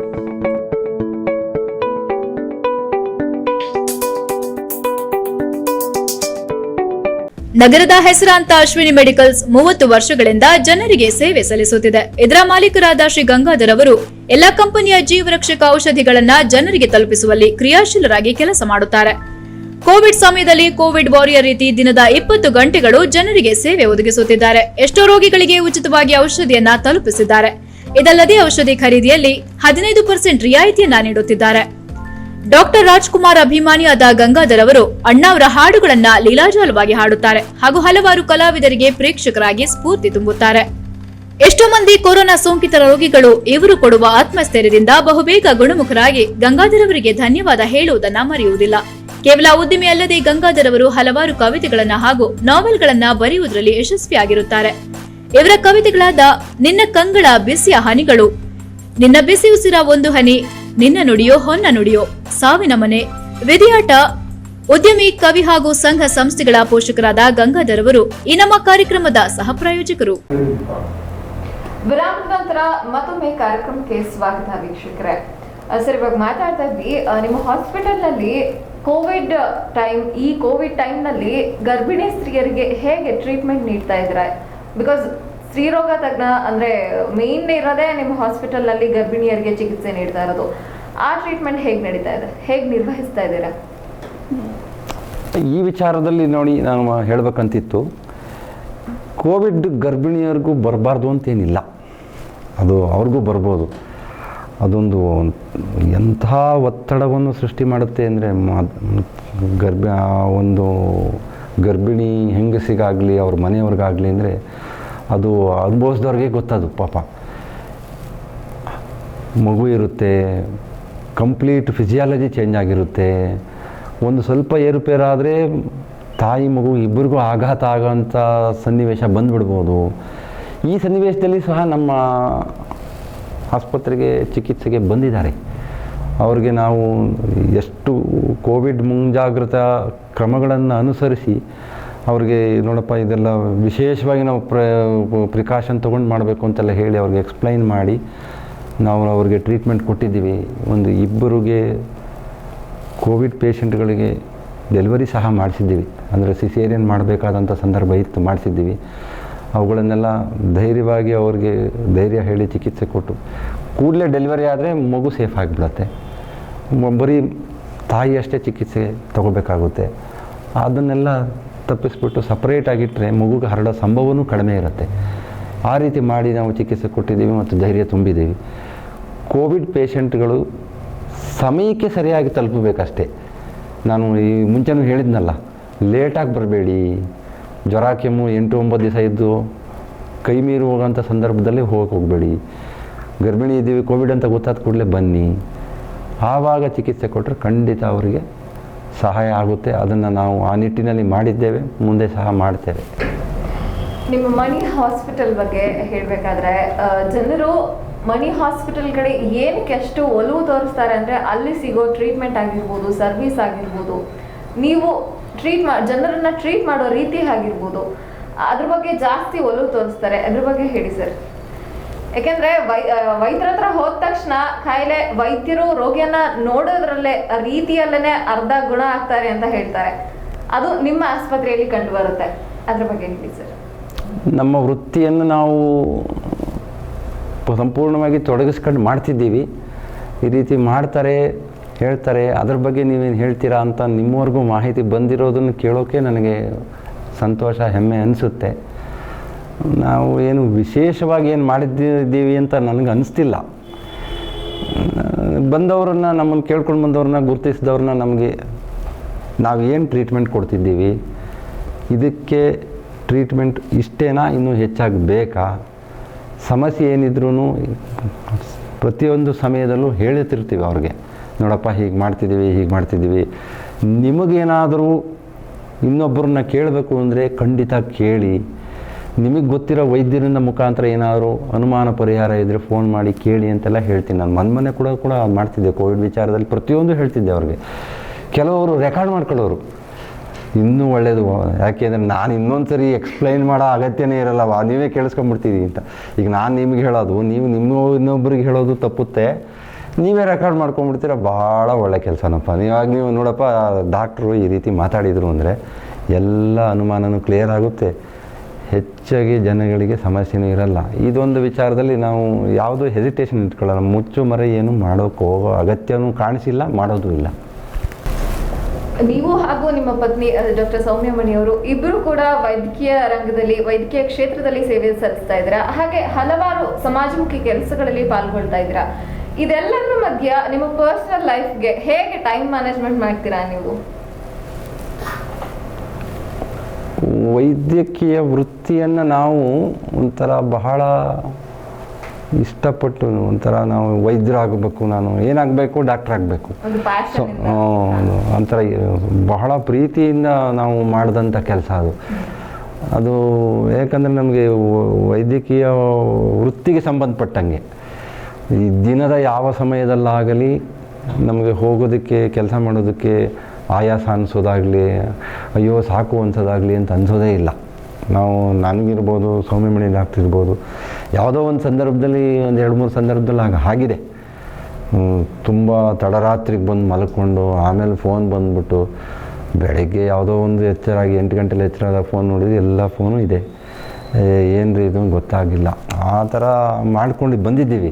ನಮಗೆ ಅದು ವೈದ್ಯಕೀಯ ಜೀವನ, ವೃತ್ತಿ ಜೀವನ ಅದು ಸಾಕಪ್ಪ, ಭಾರ ಆಯಿತು ಅಂತ ಅನಿಸಿಲ್ಲ ನಮಗೆ. ಅದೇ ರೀತಿ ಪರ್ಸನಲ್ ಇಬ್ಬರೂ ಹಾಗೆ ಇರೋದ್ರಿಂದ ನಮಗೆ ಪರ್ಸನಲ್ ಲೈಫಲ್ಲಿ ಇದು ತುಂಬ ಏನು ಅದು ತೊಂದರೆ ಕೊಟ್ಟಿಲ್ಲ. ಇನ್ನು ಉಳಿದಂಗೆ ನೋಡಬೇಕಂದ್ರೆ ಮಗ ಇರ್ತಾನೆ, ಅದು ಅವನ ಪಾಡಿಗೆ ಅವನಿಗೆ ವಿದ್ಯಾಭ್ಯಾಸ ಮಾಡ್ಕೊಂಡು ಹೋಗ್ತಿದ್ದಾನೆ. ಇದುವರೆಗೂ ನಮಗೆ ಅವನು ಕಡಿಮೆ ಓದಿದ ಆ ಥರ ಏನೂ ಅನ್ನಿಸ್ಲಿಲ್ಲ. ಅವನ ಪಾಡಿಗೆ ಅವ್ನು ಮಾಡ್ಕೊಂಡು ಹೋಗ್ತಿರ್ತಾನೆ. ಹಾಗಾಗಿ ನಮಗೆ ನಮ್ಮದು ಒಂಥರ ಸಂತೃಪ್ತ ಜೀವನ, ಸಾರ್ಥಕ ಜೀವನ ಅಂತ ನಮ್ಮ ಇಬ್ಬರ ಅನಿಸಿಕೆ ಆಗಿದೆ ಅದು. ದಂಪತಿಗಳಿಬ್ರು ಡಾಕ್ಟರ್ಸ್ ಆಗಿದ್ರೆ ಸಾಮಾನ್ಯವಾಗಿ ಎಲ್ಲರೂ ಅವರ ಮಕ್ಕಳನ್ನ ಡಾಕ್ಟರ್ ಆಗೇ ಹೊರಹೊಮ್ಮಿಸ್ಬೇಕು ಅನ್ನೋ ಆಸೆ ಇದೆ. ನೀವು ಕೂಡ ನಿಮ್ಮ ಮಗನ ಒಬ್ಬ ಡಾಕ್ಟರ್ ಆಗಿ ಮಾರ್ಪಾಡ್ಬೇಕು ಅನ್ನೋದು ಒಂದು ಆಸೆ ಇದೆಯಾ ಏನಾದ್ರು? ಅಥವಾ ನೀವು ಕೇಳಿದ ಪ್ರಶ್ನೆಗೆ ನಮ್ಮ ಉತ್ತರ ಸರಿಯಲ್ವೇ? ಹೌದು, ಚಾಯ್ಸು ಮಾಡ್ಕೋಬೇಕು ಅನ್ನೋದು ಸರಿ. ಅವ್ರ ಚಾಯ್ಸ್ ಇಲ್ವಾ, ನಮ್ಮ ಚಾಯ್ಸ್ ಇಲ್ವಾ ಅಂತ. ನಾವಾದರೆ ಜೀವನವನ್ನು ಇಷ್ಟು ದಿವಸ 20 ವರ್ಷ ವೃತ್ತಿ ಜೀವನ ನೋಡಿದ್ದೀವಿ, ಇಷ್ಟು ದಿವಸಗಳು ಕೆಲಸ ಮಾಡಿದ್ದೀವಿ, ನಮಗೊಂದು ಸಾರ್ಥಕ ಭಾವನೆ ಇದೆ ನಾವು ಏನು ಕೆಲಸ ಮಾಡಿದ್ದೀವಿ ಅಂತ. ಇದರಲ್ಲಿ ನಾವು ಇದು ನಮಗೆ ಗೊತ್ತಿರೋ ಅಂಥ ಕ್ಷೇತ್ರ. ಇದರಲ್ಲಾರು ನನಗೆ ಈಗ ಹೇಗೆ ಮಾಡೋದು ಸರ್, ಇದು ಹೇಗೆ ಮಾಡೋದು ಸರ್ ಅಂತ ಡಾಕ್ಟ್ರೇ ಆಗಲಿ ಇನ್ನೇ ಕೇಳಿದ್ರೆ ಬಹಳ ಅವರು ಎಕ್ಸ್ಪೀರಿಯನ್ಸ್ ಇರೋ ಸರ್ ಅವ್ರು ಹೇಳಿದಾಗ ಕರೆಕ್ಟಾಗಿರುತ್ತೆ ಅಂತ ಕೇಳ್ತಾರೆ. ಗೈಡೆನ್ಸ್ ಮಾಡೋಕ್ಕೆ ಈಸಿ, ನಮಗೆ ಭಾಳ ಸಲೀಸು. ಇದರಲ್ಲಿ ಇಷ್ಟೊಂದು ಜನಗಳಿಗೆ ಸರ್ವಿಸ್ ಮಾಡಬಹುದು, ಇಷ್ಟೊಂದು ಜನಗಳಿಗೆ ನಾವು ಸಹಾಯ ಮಾಡ್ಬೋದು ಅಂತ ಆದರೆ ನಮ್ಮನೆಯವರೇ ಮಾಡಿದರೆ ಇನ್ನೂ ಸಂತೋಷ ಅಲ್ವಾ, ಇನ್ನೂ ಚೆನ್ನಾಗಿ ಗೈಡ್ ಮಾಡ್ತೀವಿ ಅನ್ನೋ ಒಂದು ಭಾವನೆ ಇರುತ್ತೆ. ಅದರಿಂದ ಹೆಚ್ಚು ಜನಕ್ಕೆ ತಲುಪುತ್ತೀವಿ ಮಾಡಲಿ ಅನ್ನೋದು ಸಹಜವಾಗಿ ಬರುತ್ತೆ. ಮಕ್ಕಳು ಎಸ್ ನೋಡಪ್ಪ ಈ ರೀತಿ ಮಾತ್ರ ಇದು ಚೆನ್ನಾಗಿರುತ್ತೆ, ನೀನು ಬೇರೆ ವೃತ್ತಿ ಮಾಡ್ತೀನಿ ಅಂದರೆ ಅದು ನನಗೆ ಗೊತ್ತಿಲ್ಲ, ನೀನು ಶುರು ಮಾಡ್ಕೋಬೇಕು. ಯಾಕಂದರೆ ಇದಾದರೆ ನನಗೆ ಗೊತ್ತು, ಹೇಳ್ತೀನಿ ನನಗಿಷ್ಟ ಇಷ್ಟ ಇದೆಯಾ, ನಾವು ಅವರವರ ಬುದ್ಧಿಮಟ್ಟದಲ್ಲಿ ಅದು ಇಷ್ಟ ಆಗೋದು ಕಷ್ಟ ಆಗೋದು ಇರುತ್ತೆ. ಈಗ ನನ್ನನ್ನು ಕೇಳಿದ್ರೆ ನಾವು ವೈದ್ಯರು ನೀವು ಏನೆಲ್ಲ ಓದಿ ನೆನ್ಪಿಟ್ಕೊತೀರಾ ಅಂತೀರಿ. ನಾನು ಕೆಲವು ಸತಿ ಇಂಜಿನಿಯರಿಂಗು ಅಥವಾ ಯಾವುದಾದ್ರೂ ಮ್ಯಾಥಮೆಟಿಕ್ಸ್ ಹೇಳಿದ್ರೆ ಹೈಸ್ಕೂಲ್ ಮಟ್ಟದ ಮ್ಯಾಥಮೆಟಿಕ್ಸ್ ಓಕೆ, ಅಲ್ಲಿಂದ ಮುಂದಕ್ಕೆ ಕಷ್ಟ ಅಂದರೆ ಅದಕ್ಕೆ ಆ ಡೆಡಿಕೇಶನ್ ಇನ್ವಾಲ್ವ್ಮೆಂಟು ಅಷ್ಟು ಬರೋದಿಲ್ಲ. ಇದಾದರೆ ಇದು ಹಾಗಾಗಿ ಅವರು ಬಂದಾಗ ಎಸ್ ಮಾಡಬೇಕು ಅಂತ ಅನಿಸುತ್ತೆ ನನಗೆ. ಈಗ ನಾವು ಖಾಸಗಿ ವೃತ್ತಿ ಮಾಡಿದರೂ ಕೂಡ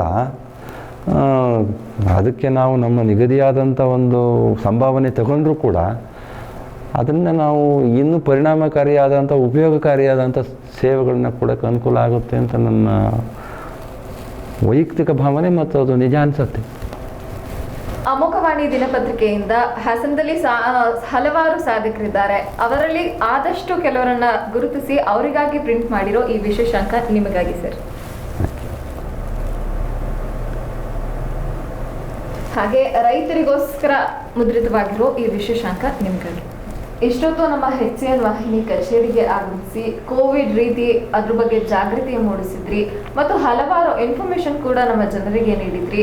ಕಾರ್ಯಕ್ರಮಕ್ಕೆ ಆಗಮಿಸಿದ್ದಕ್ಕೆ ಧನ್ಯವಾದಗಳು. ನಮ್ಮ HCN ವಾಹಿನಿ ಪರವಾಗಿ ನಿಮಗೆ ಒಂದು ಚಿಕ್ಕ ಧನ್ಯವಾದಗಳು.